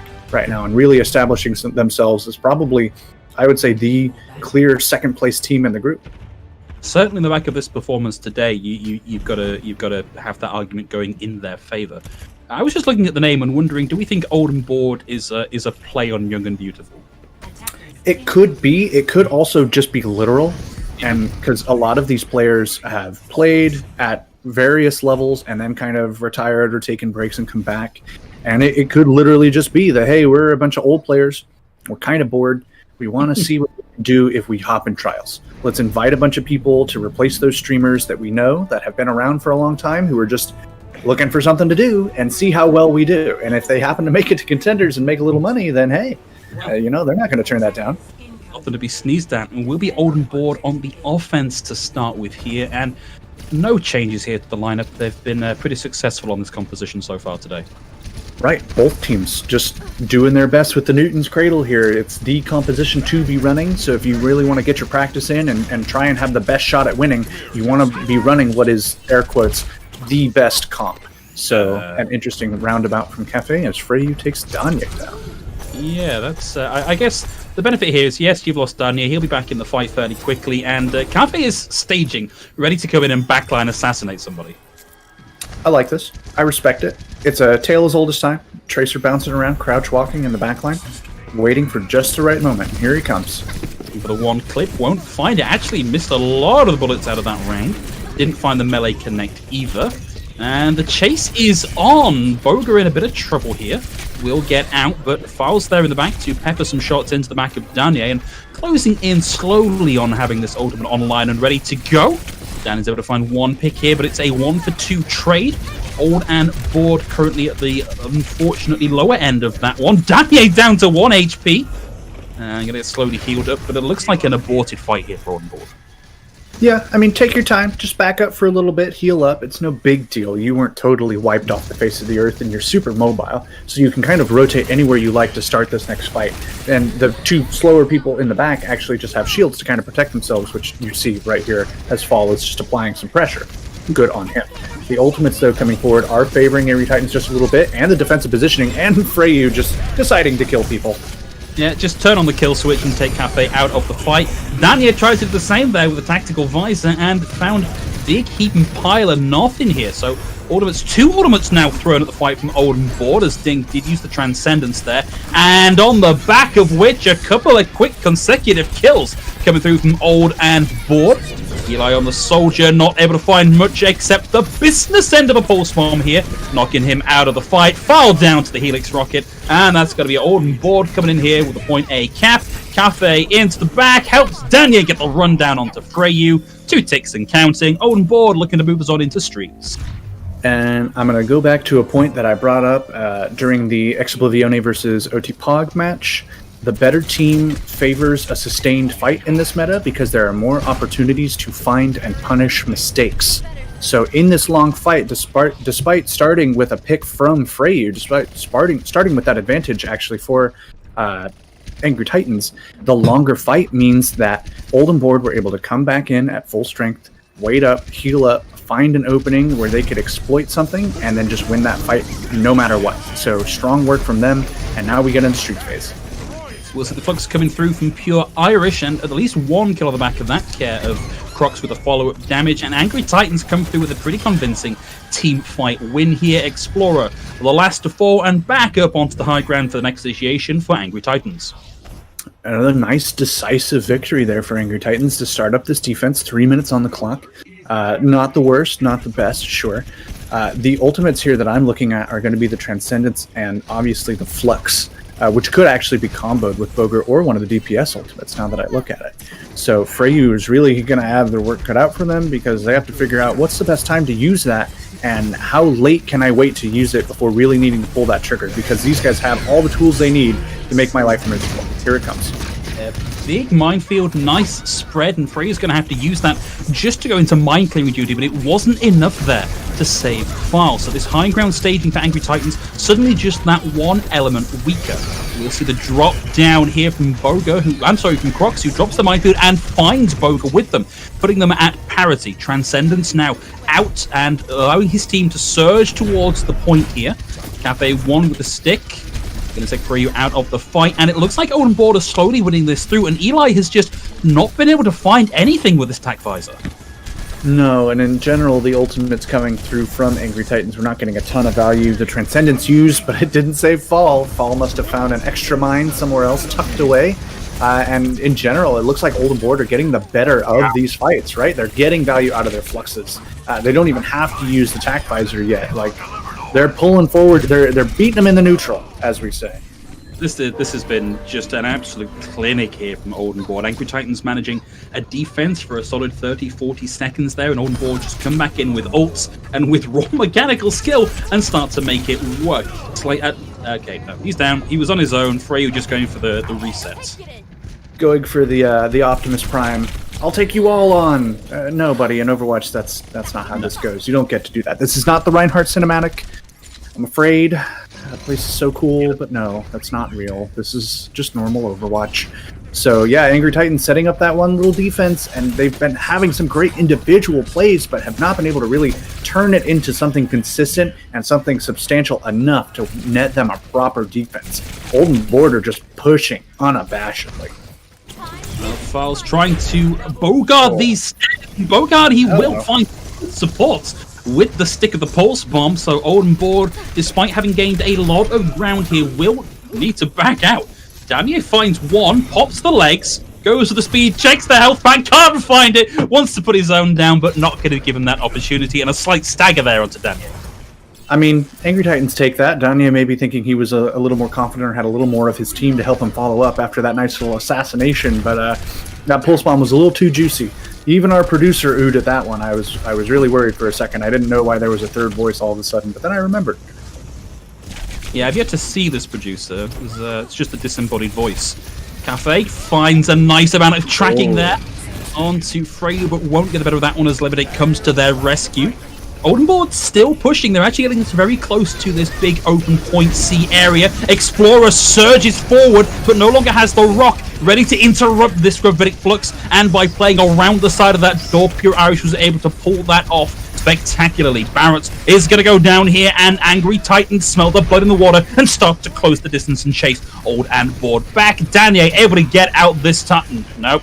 Caster cursed him right in the middle of his escape. Didn't even finish the sentence, man. My bad. Freyu doing such a good job with that Transcendence, but also the whole team really coordinating well and saying, okay, we use Transcendence, push. You're getting 300 health per second. We can probably out-sustain them in this fight. Go. Take that space. Don't let them push any further. We have to win this fight. There's 50 seconds left. These guys would love to really stage a proper hold here. Mines out from Crocs first off, and at the 40-second mark, Oldenborg down 2 players already. Angry Titans, it's taken them most of the map to figure out how to play this, how to get this composition really working for them, but now they are really ratcheting up the tension in the final minute of the map. And just in time, too, right? It's going to be everything Oldenborg can do to build up anything more than those tank ultimates. That said, there's not a Transcendence yet to counter either of them. Freyu has to build up this last 25% as fast as possible. Otherwise, Oldenborg could still take this, albeit definitely in overtime. We'll see the tactical visor out from Eli, and there's no need to aim. I'm just like casually shooting wherever the heck the tactical visor goes. Boga's going to go down there. Just looked a little bit funny from first-person perspective there. So Oldenborg now leveling the standings. It's a 5v5. Eli is down. Transcendence comes through from Freyu, keeps the team alive, allows them to frag and frag and frag. Things going to deal with Foul, and Boga tags back onto the point to keep this going. With the swap coming through, it's Eli coming in on the Bastion just for that last-minute suppressing fire, but Boga is still there. He's still swinging. He's still winning. He's still knocking him off, but it is now just Boga, and now not even Boga on the point. So almost all the way to the end of the map for Oldenborg, and Angry Titans get their line in the sand. Right, and win conditions here for both teams. Easy peasy, right? Oldenborg just need to get that 72.39, and Angry Titans just want that 72.37. Or less. Ideally less. Don't make it that close. But there's a clear, like you said, line in the sand here. Angry Titans have a chance. Starting to look pretty good on that defense suddenly. Coordinating, getting some good sticks, getting some good combos, positioning effectively, taking that space, and being decisive and confident. It feels like for the last few fights there, and even the previous couple maps, Angry Titans have been playing a little scared, a little hesitant. And really, in a meta like this, and in most metas, really, you can't play scared. You got to play confidently. You got to move up and say, no matter what, I know I can win this fight if we just do this. So good on Angry Titans for really getting that in their heads in that last defense, and suddenly looking a little competitive in this series. That's right, and they've needed to find this extra gear because we are at match point. You know, we are potentially, let's charitably call that 98% of the way through a map away from having a victor in this series. Angry Titans, if they can keep up this pace, if they have found their extra gear here and keep it running at that rev, then we're going to see a little more Overwatch today. Maybe we won't get all 10 maps, but we should get a couple more on the board. Right, backs to the wall. Let's see what we can do. It's now or never. Eli going for that opening pick on the Widow doesn't find much, though. Swaps to the Soldier. I'm okay with that swap, and we are looking at a Newton's Cradle mirror, and we'll see what Angry Titans can do on this attack. I'm going to run a poll after this and see how people feel about Newton's Cradle as a way of They love describing it. It's fine. It's so good. And if there are votes that say no, I'm going to say they're fraudulent, so be ready for that.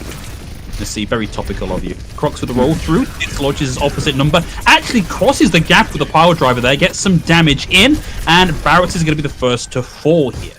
Eli rotating around the point, and Foul looking to get another angle entirely here, retreats to the health pack.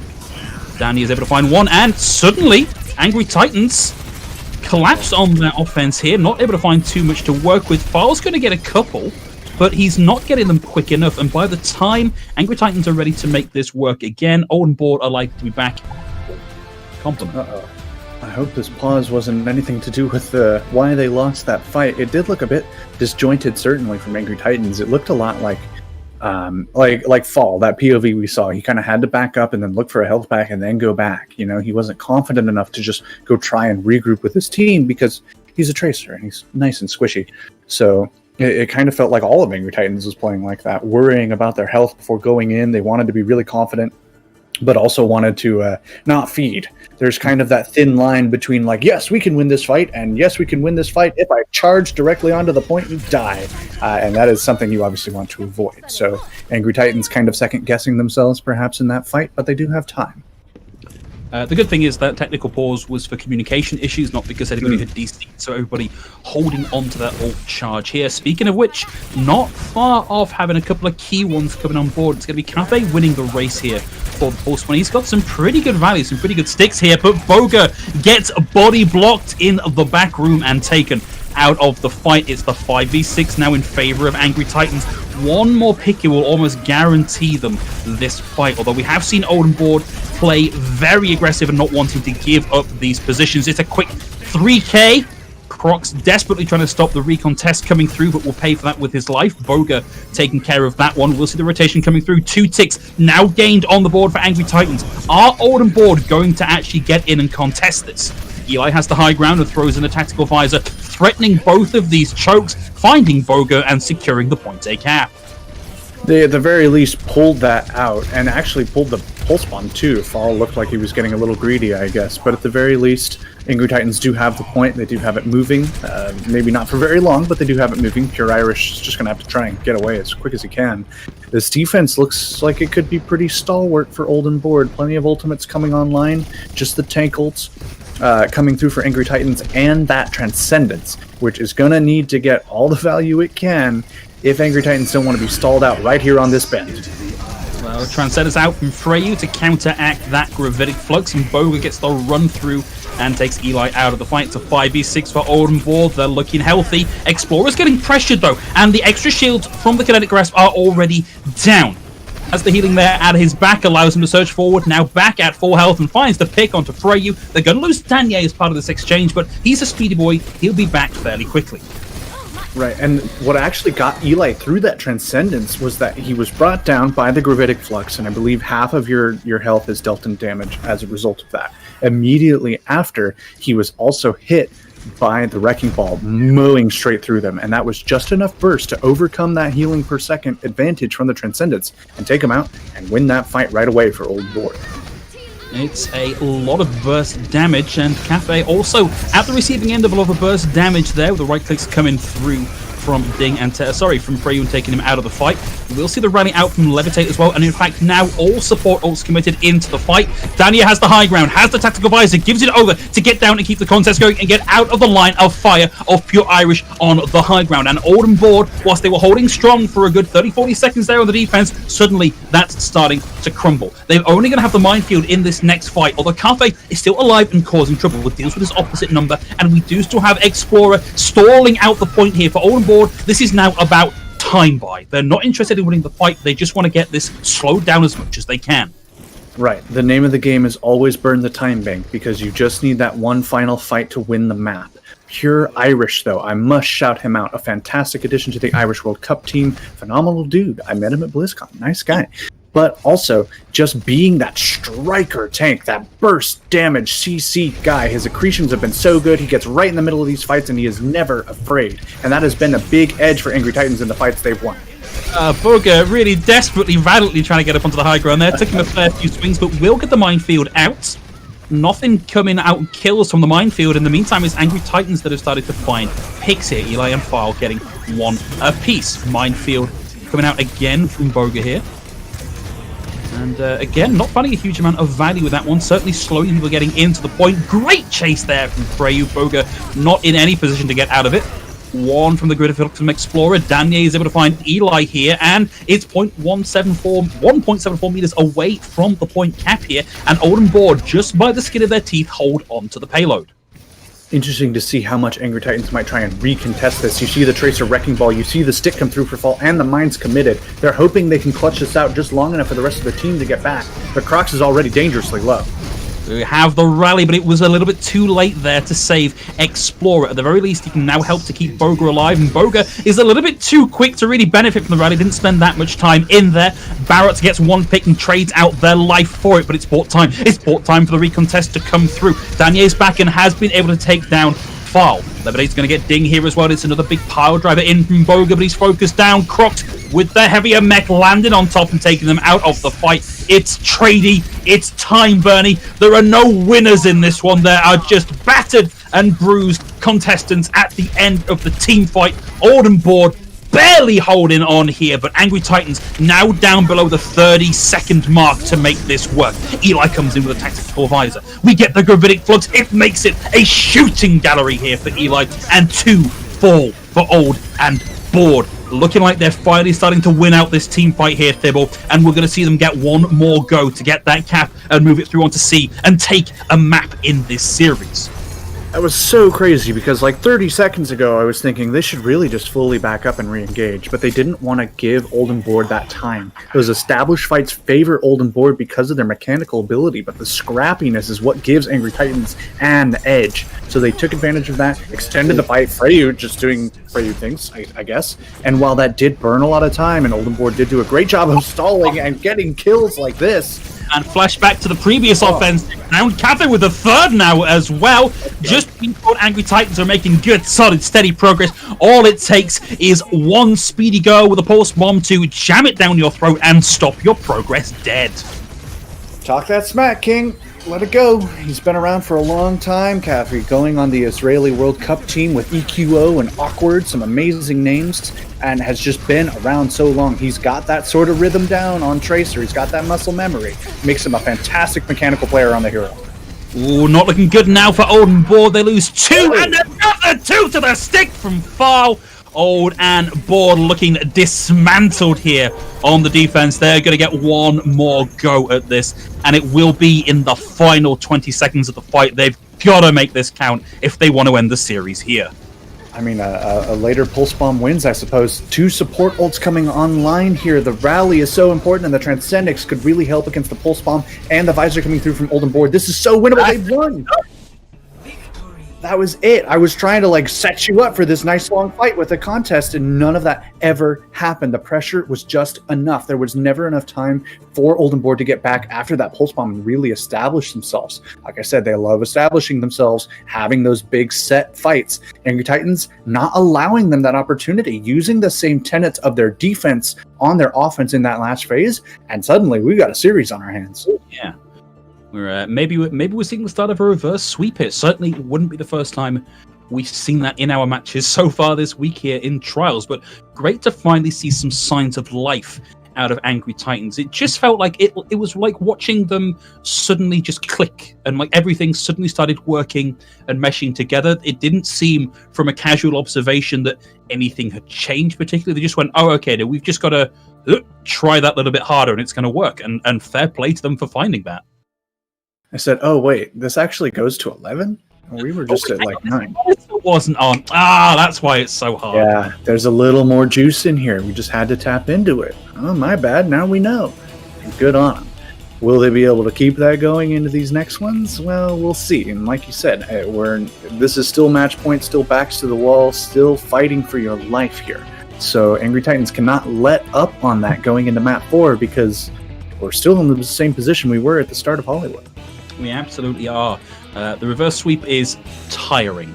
It's so hard to pull off because you can't afford, like, if you dig deep and you find that extra energy, you've got to keep finding more and more of it, and it's very, very draining to put out. So Angry Titans slightly take a shuffle away from the fire that is Oldenborg, but not all of them is out of that, and they are starting to look a little bit singed. They've got to keep that shuffle going as we move into our next map, which will be Dorado here today. I've not seen this one. Hello, Dorado. I love this map. There's great opportunities, really for both teams on their comfort picks, but plenty of flexes too. We've seen Eli and Fall kind of bouncing around on a couple different heroes. Fall obviously rocking that Tracer, still will probably be able to do that. Eli, plenty of opportunities for the Soldier or a Sniper hero, even depending on which phase of the map and everything like that. But I really want to look at the tanks, because that second phase high ground is so suited to this meta. The Wrecking Ball and the Sigma taking advantage of the high ground, using the shields to set up some nice bunkers with their DPS heroes as well. This will really come down to that meta matchup and who can play it better. We saw a lot of that still on Hollywood, and Angry Titans were actually able to win it out. So Dorado could be another chance, a map that still favors them, and that could be a nice little momentum shift here for the Stay Angry boys. Well, I think you and I have discussed that there's a class of team, there's a type of team that is good at 2 map types, and that gets you the win most of the time because of the number of game modes that we have in the game. And so we have just seen a hybrid map. We're now moving on to a payload map. If we go to map 5, it's going to be control. And so I just wonder, are Oldenborg a control and assault team? Is that maybe what we're seeing here? Is that why Angry Titans were able to find that additional dig deep? Is it that they are more suited for these mobile map types? It could be. A lot of Angry Titans, both attack and defense, were predicated on their ability to be mobile, to coordinate engagements effectively in wide open spaces and sightlines, as opposed to the clumped, clustered sort of control point rotations that you often have to make on maps like Oasis and Ilios and all of those. So it very well could be that Oldenborg favor those scrappy, close-knit sort of fights because they feel a little more confident on certain roles that let them shine there. I suppose we'll have to see here with Dorado. That'll really decide it, because if they can close it out, I wouldn't say that they're just those 2 game modes sort of team. It's just a matter of them playing that little bit better. So Angry Titans actually starting on the attack. We do have a side swap, and Oldenborg looking to defend on this first high ground here. Well, it's what their comp is really set up to do. We did see Eli momentarily pick up the Widow, looking for an entry frag there. Couldn't find it, so back on Old Faithful here with the Soldier ready for this offensive push. Boga just playing break on the cart for now, knows he can stay in this fight for a reasonable amount of time if he really has to, and get out just as easy. That is a nice big pile drive in from Crocs, and the collapse is good here from Angry Titans. 2 down already, and probably a lot of free reign to continue this push all the way up past the top of the slope here. Right, and the evolution of Wrecking Ball tech since that hero was released has been so impressive. When you look at esports as a whole, year after year, there are things that players do that would never even have occurred to the original or older players in the game. And if you can evolve along with that, you become a really good player. And these Wrecking Ball players are definitely taking that into account. They are growing and evolving and showing us things on these heroes we've never seen. And it's making for some pretty interesting fights. That was a great track there from Danny and a great follow-through, but nice punch here as the Pulse Bomb will connect with Pure Irish and take them out of the fight for now as well. Far now closing in on a Pulse Bomb of their own, but I don't think really in a position to make that work. And this has been a pretty good hold here from Olden Board on the defense. Not quite at the top of the slope where you might want to hold in that narrow choke, but good enough for now. Right, I mean, you take the hold, so they can set up here and try and just establish themselves, keep an eye on where Angry Titans are trying to attack from, setting up on this right side high ground from our current perspective, and it's simple enough to really just block that off with their shields, keep a little pressure on there to make sure they don't get too bold, and now Angry Titans are really thinking about how they want to approach this. They have to burn some things, force some cooldowns out to really start to get an advantage in this fight. But they're about to close in on the rally. I suspect the trigger's going to be pulled on that one, and they're going to march forward under it. It's actually going to be the Transcendence out first from Freyu, I believe, just to clear the minefield up from Boga. Pure Irish with the Gravitic Flux doesn't find too much, and it's now down to Danier to make something happen here with this Tactical Visor. Finds Pure Irish, and he's back going toe-to-toe with the Wrecking Ball in the back. Somehow finds Fall. That was aimed directly at Crocs, and somehow it lands with the squishiest target on the field and takes them out of the fight. And there's the cap on point A. I actually would disagree and say that Helix rocket looked intentional. He purposefully aimed away from the Wrecking Ball and down that sightline. Just the wackiest predictive shot I think I've seen in quite a bit. But that busts that point open. Or actually, it doesn't factor too much into the busting open of said point, I should say. Looking at the sides and what's going on here. A nice ingress, I would say, from Angry Titans. Pretty expensive, though, obviously, using that Transcendence to start, but then following up with a lot of ultimates to secure the capture. And they're not even pushing the point right now. Hello? Guys? They're looking... So Barrett is going to go down to Eli here, and yeah, I think we're just going to keep file on the point here, maybe send Crocs back and see if we can get a little bit of progress here. But Olden Board actually make the same rotation, send the same two heroes to keep this contest going. So it's a 4v4 and a 2v2 going on at the minute, with Eli tagging back in on the high ground to add his support to the fight. And now the payload's starting to roll forward for Angry Titans. They've bought a little bit of space and a little bit of time, and they're also starting to get some key ultimates very close to being back online here. Right, nice build here for both teams. Barot's engaging with the rally, hoping to beef people up a little bit. Boger moving forward. The cart has made some solid progress, but it is pretty easy to contest it in this meta with these heroes, as we saw at the start of that fight. So it looks like it's going to stop here while both teams figure out really how they want to approach this next engagement. You see Angry Titans actually rotating back up to the high ground to contest them up there. Cafe in a position here to, in fact, and Foul closing in the same, in a position to really get something done with another of these big pulse bombs that we've seen from both of these players here today. Crocs has the minefield as well, so in fact, it's almost level across the board here when you look at ult charge. Barrett's been the only really big difference maker, arguably maybe Explorer. Danny is able to find Eli here, and Cafe still holds on to the pulse bomb. Now taking the high ground rotation, find Angry Titans waiting up top. Drop the health pack here from Daniel to keep the team alive and generate some of that last little bit of ult charge ready to go. Backs away from the fight, having dislodged Pure Irish from the fight here. Crocs able to find Boga, and Cafe still on the hunt. A lot of damage, but an Orb of Discord comes their way from Freyu, and it means they've got to back out here because you're already squishy as a Tracer. You can't make yourself any squishier than that. Pulse bomb out. Won't find one, but Danny is able to find Eli here instead. Yeah, that pulse bomb actually kind of flushes him out of his cover. He was just hanging out and waiting to heal up and try and run away, and that was not meant to be, I suppose. Pure Irish getting the kill, though, onto Cafe is a nice little opening. The cart is pretty close to that checkpoint with Danye, though. They're going for the assassinations, this guy. All right, it's ult time here for Angry Titans. Minefield, Gravitic Flux, Transcendence, all out on the board. Now Eli with Attack Visor for a little bit more value. Playing away in the back here, able to find Danier. And we've got less than 5 meters to go on the payload. And Angry Titans are the ones finding the kills here. We'll rally for good measure just to buy a little bit more surety, a little more certainty, a little more brawl for the team as the kills come through. and we move it into the Lamerico power station. If I'm Angry Titans, I would maybe want that rally back. But the fight's secured. You're moving along. Again, guys, no, there's still the cart. Hello. They're probably waiting for that door to open. I'll allow this. The high ground is also very important, and it's easy enough to send fall back. So it is moving slowly but surely. Olden board here with some opportunities, with some ultimates. A good chance to kind of reestablish their defense. Not quite hitting that pile driver, though. That's unfortunate. Boga really wanted to get up onto the high ground and start to pressure people out, but with the speed there from Crocs, able to chase down Cafe, it means that Angry Titans have a momentary advantage. It will be just a moment, though. Olden board, send Barrett in with a rally going here. We've seen just how much that can do to round out some of these team fights. High ground control now available for Olden board, and a lot of survivability. Angry Titans back out for now. Explorer with a Gravitic Flux won't actually catch too many people inside of that one, and we start to see trades coming through, but it's Explorer with a quick double and a quick triple here to round out the team fight and put Olden board back in control as we approach the minute marker on the clock. Oh, I worry. Come on, Fall, get out of there, buddy. That's, yeah, I don't know about that one. He was just trying to hide, and of course everyone's going to be checking there, and all he could do to get away.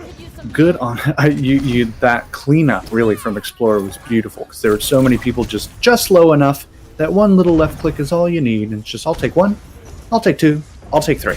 So they did use a couple ultimates, but there are transcendences on either side, so this could be a pretty even fight. I'm kind of expecting Angry Titans to try and pull out what they can before going for their true last engagement. 30 seconds left here on the clock. This is almost certainly going to be an overtime finish if indeed we do see this payload go right the way through to the end. Pulseful and Transcendence triggered out early here from both teams. Carp is going to be the next in possession of one of those particular pair of ultimates. There's the pile drive in from Crocs, and with a bit of focus fire from Purish, Explorer's going to go down here as well, putting Angry Titans ahead in the match at 6v5 in their favor as the payload rounds its final corner and starts to drive into this final circle.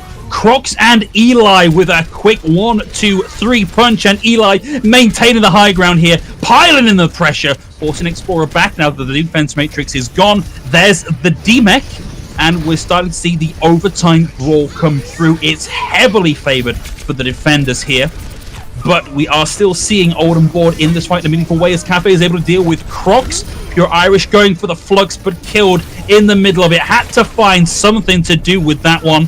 Val throws in the pulse bomb, won't find anything with it, and it's rally time for Levitate, but the second that comes off, it's a pulse bomb right up under the chainmail to take that ultimate offline, and Olden board for the second time in a payload element map stop Angry Titans just short of the cap. So we're back to that discussion about wind conditions, huh? Same line in the sand here. 82.25 meters is what we're looking at. A nice little defense to round things out there for Olden board. Just enough. It was still pretty tradey, but it was just enough. And like you said, that defender's advantage right outside of spawn, pretty sizable. You saw Irish swapping over to the Winston right there at the end, but obviously not going to be able to get back unless he happened to instantly build Primal Rage or something crazy like that. So not bad, though, for Angry Titans, right? I think I'm still kind of operating on those first two maps where they were kind of getting stomped. So seeing them put together this pretty solid push overall, almost finished the map, which is not always guaranteed on a map like Dorado. This is still not bad for them.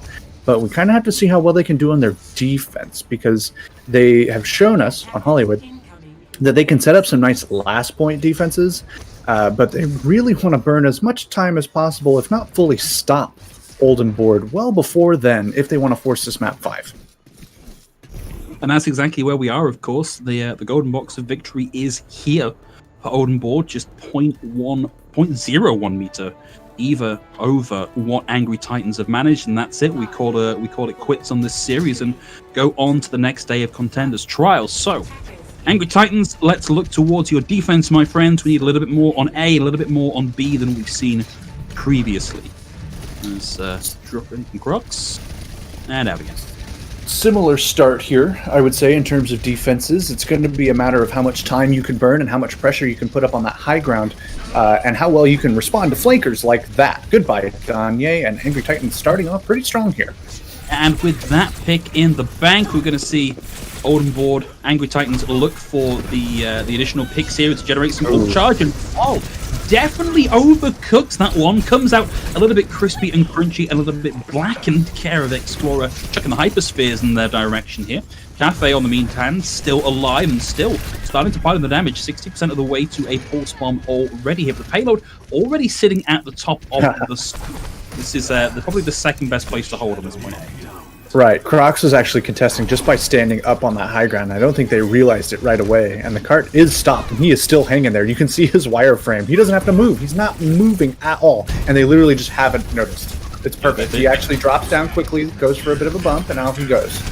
Ooh, nice combo. The Power Driver and Freya with tracking to take the opposite number, to take the Tracer out of the fight. File's able to find Boga here as well, and this is likely to be as far as this particular team fights go. Angry Titans looking good on the defense right now.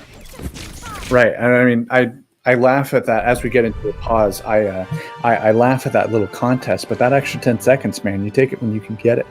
And it ultimately secured actually a fight win for them. Enough disruption and that burst damage from the Pile Driver to really just kind of finish that fight off pretty quickly. And now 2.5 minutes for Oldenboard. In addition to whatever pause time we get for them to think about what they want to do. Close to a Pulse Bomb and a Transcendence for them.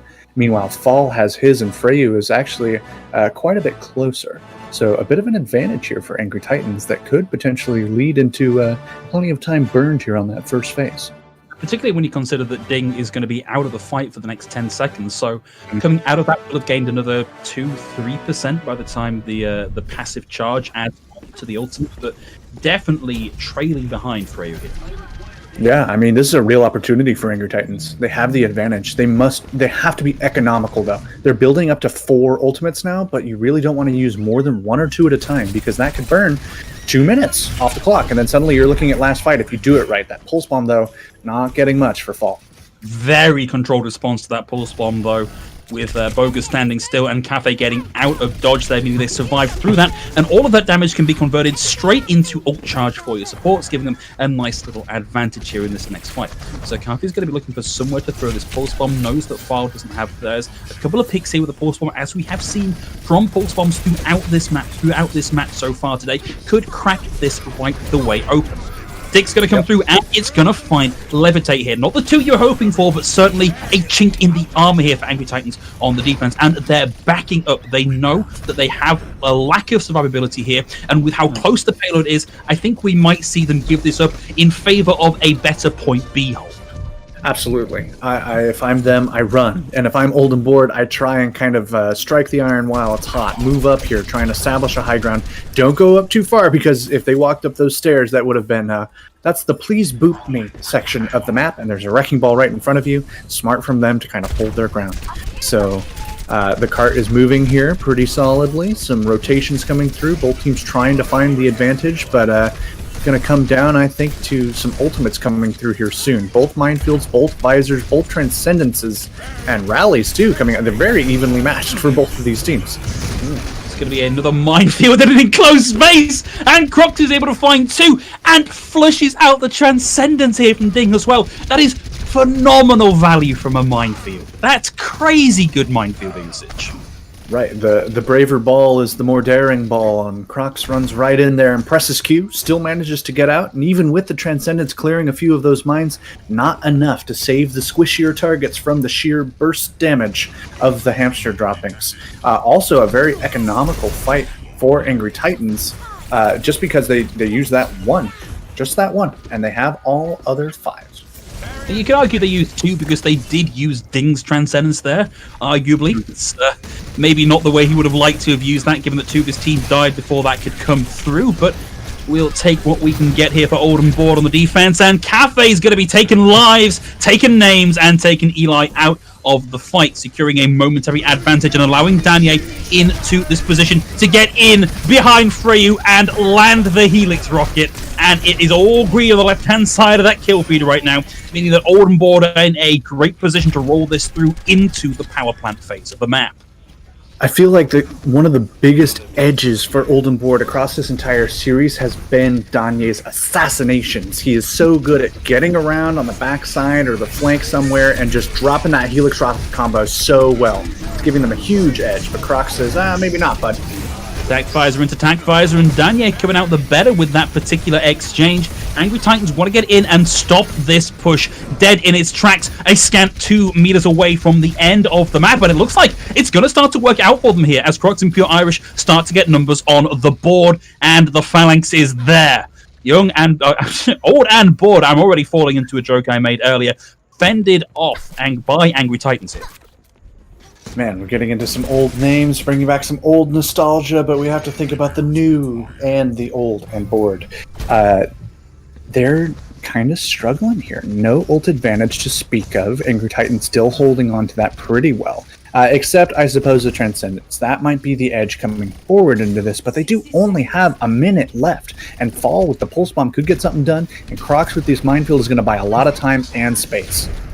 It's going to be Fall with Pulse Bomb first, but it's going to connect onto a big bulky tank and really not find too much value on that one. So that particular advantage now off the table. It's Cafe's turn to have that online, and again, these are such fight-changing ults, but they are so difficult to land in a meaningful way. Instead, Cafe's going to go for pressure here, force Crocs down and back to the point, and give over the high ground position. Cafe forced to recall here. Now looking to get in, spotting out some targets possibly for this Pulse Bomb, and it's going to be Boga with the first Minefield here. Looks to be good coverage there, gets most of the payload covered, and the payload starting to creep back towards the cap on point B. No ults available except for Ding on Oldenboard with the Transcendence ready to go. So this could be used aggressively or defensively just to keep them in this fight. And we're starting to see a little more green on the left-hand side of the kill feed, and it's all green on the left-hand side of the kill feed. Old and Bored, they took it right down to the wire, but they've now got just under 90 seconds to close out this map and the series here.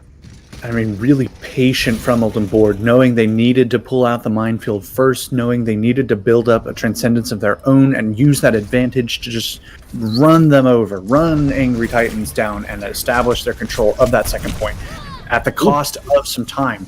Ding getting that pick is going to keep things moving quickly for them, which is great. They're getting 2 picks. Let's go. Yeah, get one more. Why not? And we spoke about how impactful these Zens have been, and Ding now just has an uncontested high ground position between the damage he can rain in himself and the additional damage of the Discord Orb. He now has a bird's eye view of the pain on this point as the payload starts to push its way through. It's still moving with 3 on the card for now. Old and Bored have the numbers in their favor. They're approaching that lime green box of victory. We see the Griffiths coming out from Pure Irish, and Fall is able to take Explorer out of the picture here. Eli with the tactical visor sits comfortably in the back and reins in the pressure. And now we're at 23 seconds left to go on the point. Old and Bored get one more good crack at rounding this fight out. Both teams playing so cautiously, so carefully. They know this is it either way. They don't want a map 5 Oldenboard, but Angry Titans don't want to be out of this either. They are fighting like their lives depend on it, because it does. The rally coming in could be a bit of an edge, but a nice Minefield could secure a little extra space here for Oldenboard. Minefield as well. If Angry Titans don't keep on their toes here and dodge out of those minefields, we'll find that very quickly going against their favor. Transcendence coming out from Ding here. He's buying all the safety in the world for his team to get in and start to find frags, unconcerned for their own safety, raining in the damage, taking names, taking numbers, taking them down and out. Angry Titans, they are down to the last few members capable here of tagging onto the point, and they can't make it. Old and Bored wins the map and wins the series 3-1, putting them at the second place in the group for Contenders Trials. And that last fight for Cafe was really, ooh man, that was the Cafe show right there. 3 kills to end it out. The nice Pulse Bomb stick is the cherry on top, and really he was just running rampant that entire map. It felt like Fall was trying to do the same, trying to get the same level of value out of his Pulse Bombs and his flanks, but he was just so consistently shut down. Whereas Cafe, it felt like Angry Titans never really had an answer for him. So great play all around from Oldenboard, but I really got to shout out Cafe because he was everywhere he needed to be. And in that key moment, in those last seconds, sometimes you just need your Tracer to kill half the enemy team. It's sometimes as simple as that. Just go and get some kills. It's really it is, yeah.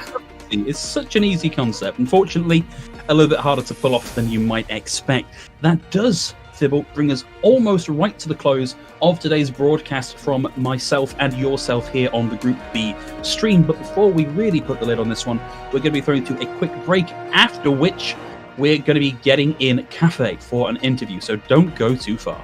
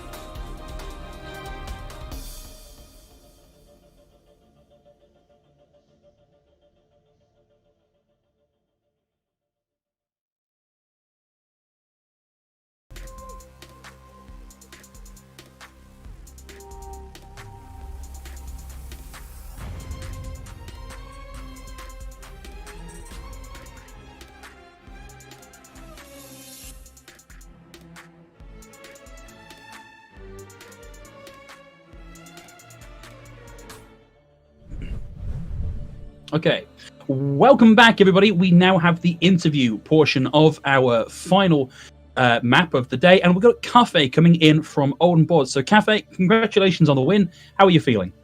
Thank you, first of all, and I'm feeling good. You know, we won, but I still have that adrenaline. You know, yeah. It was a nerve-wracking game. I feel like, especially in the last maps, they adapted really good, and they made good changes to the way that they're playing.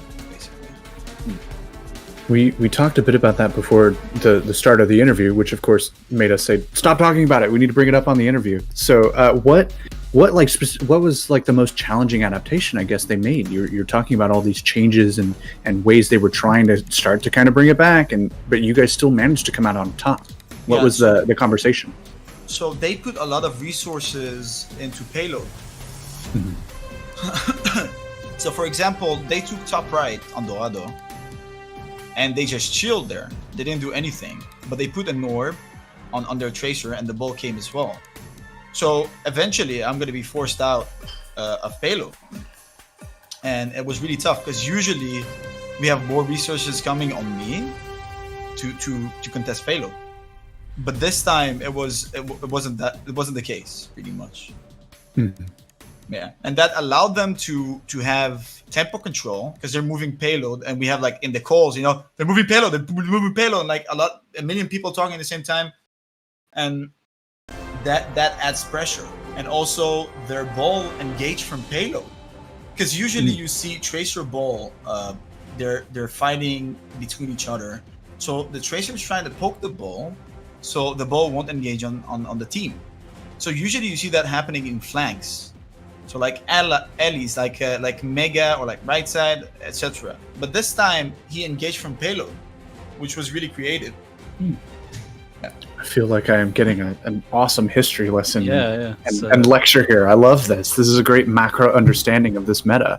What's yeah, for real. What's kind of been the conversation as this meta has evolved and you've really established like this is the composition everyone's really playing and this is how we want to play it? Like, how has that gone for Old Borg? Yeah, so at the start we were like, okay, we're just gonna play and whatever happens happens. And when we went against good teams, we got rolled because setup is really important, I feel like. And as we play this meta more and more, we understood that Tracer is actually a support character and the Zen is actually the DPS character. So the Tracer's job is pretty much to just contest the ball. And if you can pop off, that's great, but you're not needed to. And eventually we get to the point of, when we make rotations, it's really hard with Zen Brig. So we send the Tracer and the ball to practically feed for the Zen and the Brig to rotate into better position, pretty much. So interesting. Yeah, I feel like I'm learning so much, Cafe. Thank you for this. No problem. I mean, it started out as deathmatch, to be honest. Like when we played this, like just do whatever you do. Do whatever. And then like, oh no, it's not like do whatever. There's a lot of hidden things in this meta that people would not, get it at like first glance. I think it's almost unfortunate, Cafe, that like at the start of the week, I feel like a lot of teams were in your position where they were kind of figuring out how this meta works, and it means that by the end of the week, the teams playing this comp are going to be so much better at it, and it comes at the worst possible time because all their matches are played, and like you've lost your opportunity to get back up into contenders. I mean, I think like we're a new team. We have been scrimming for I think only 2 blocks before we actually went into trials. Yeah. And I personally didn't play for a long time competitively. I did play ladder, but ladder, you know what ladder does. Yeah, it's ladder. It basically deforms your brain cells, apparently. So like I feel our team is really good at learning things fast because we have a lot of good players and most of all smart players. So I feel like Boger, for example, is not a good ball, right? I really think he's a great player, but it doesn't have a lot of hours on ball. But I think he plays so much better in like one day, which is I was about to say the F word, I apologize, which is crazy. Good catch. And you don't need to apologize if you didn't say it. You're already ahead of a couple of our interview candidates in the past for Phil and I, so you're rocking it. I'm popping off. Yeah, I mean, it's clear really that over the course of this week and even over the course of this series, you've seen the adaptations coming through in this meta, but your entire team has been able to adapt on the fly and really talk out how you want to approach this. So great games all around, man. Thanks. I think my biggest struggle is not to try and frag with Tracer, which I tend to do because I think, well, Tracer is a character that deals damage. She's a DPS, right? But like, she's not here. So like I go back to my old habits and I try to kill people, but it doesn't really work. You don't have the tools necessary, I mean, that last fight it kind of worked. You got 3 kills on a pulse bomb. But that's just individual mechanics. Like when you play scrims and you play at high levels, you just have your job and you just have to do your job. And if everyone does their job, you just win the game. Very clean, no effort. But when people try to compensate, it can lead into problems because then you don't do your simple task. So like you have to balance in between. You only need to pop off when you are forced to, Yeah. That's philosophy a super interesting here. Insight. That's been really cool to hear. So let's just step back a little bit from the mechanics of the game. So this is now the halfway point, and I think you've now secured yourself second place with 2 games left to play. So you've got to play OTPog tomorrow, and then just looking at the schedule, VSM on Sunday. How are you feeling coming into this? Are you guys going to be coming out in that second contender slot here? Will we be seeing you in contenders next season? I am confident that we will go into contenders, but I think it's not just up to me. The thing is, I'm really confident in my team's ability to stay calm and to make changes in the game because there's so much pressure playing this game competitively when people are watching. By the way, it's a different story. But as I said, like these people are experienced and I am really confident that we're able to make changes if needed and get into contenders. Great. Well, looking forward to seeing the last of your run in the final 2 days of Contenders trials. Before we let you go, Cafe, is there anybody you'd like to say either thank you to or to give a quick shout out to? Yeah, Kick Bondi, your falafel is here. You can come and get it. Okay. And I have a birthday, guys. So Oh, well, happy birthday. thank Yeah, you. I'm 25 and I'm old now. Hey, same. Yeah, That's don't okay. worry. You guys are young whippersnappers. Don't worry about it. You've got a long time left. You're fine. Look at all this grey. That's old. Yeah. Well, Cafe, congrats on the win. Go enjoy the victory and your birthday, and we'll look forward to seeing how you do for the rest of the tournament. Thank you guys. I appreciate it. Bye-bye. Thank you, man. Yeah, bye. And that, unfortunately, brings the end of today's broadcast for myself and Paul. But if you are quick, I believe the final map of the A group stream is still going. So hop on over to the other channel. You should be able to cast the last little bit of that map. But from myself and Thibble, that is all we've got time for today. We'll be joining you again on Sunday. And in the interim, there will be games being broadcast tomorrow as well as we round up the tournament. Thibble, anything you'd like to leave people with? Overwatch is nice. It was nice to hear from Associate Professor Cafe over there and get that little philosophy lesson. I think there's so much depth that we're seeing this week. We talked about it being a contentious week of some close games and not just two teams running away with it, but we're starting to see that pack separation now, and that's where things really start getting spicy. So see you guys on Sunday. See you Sunday, guys. Take care.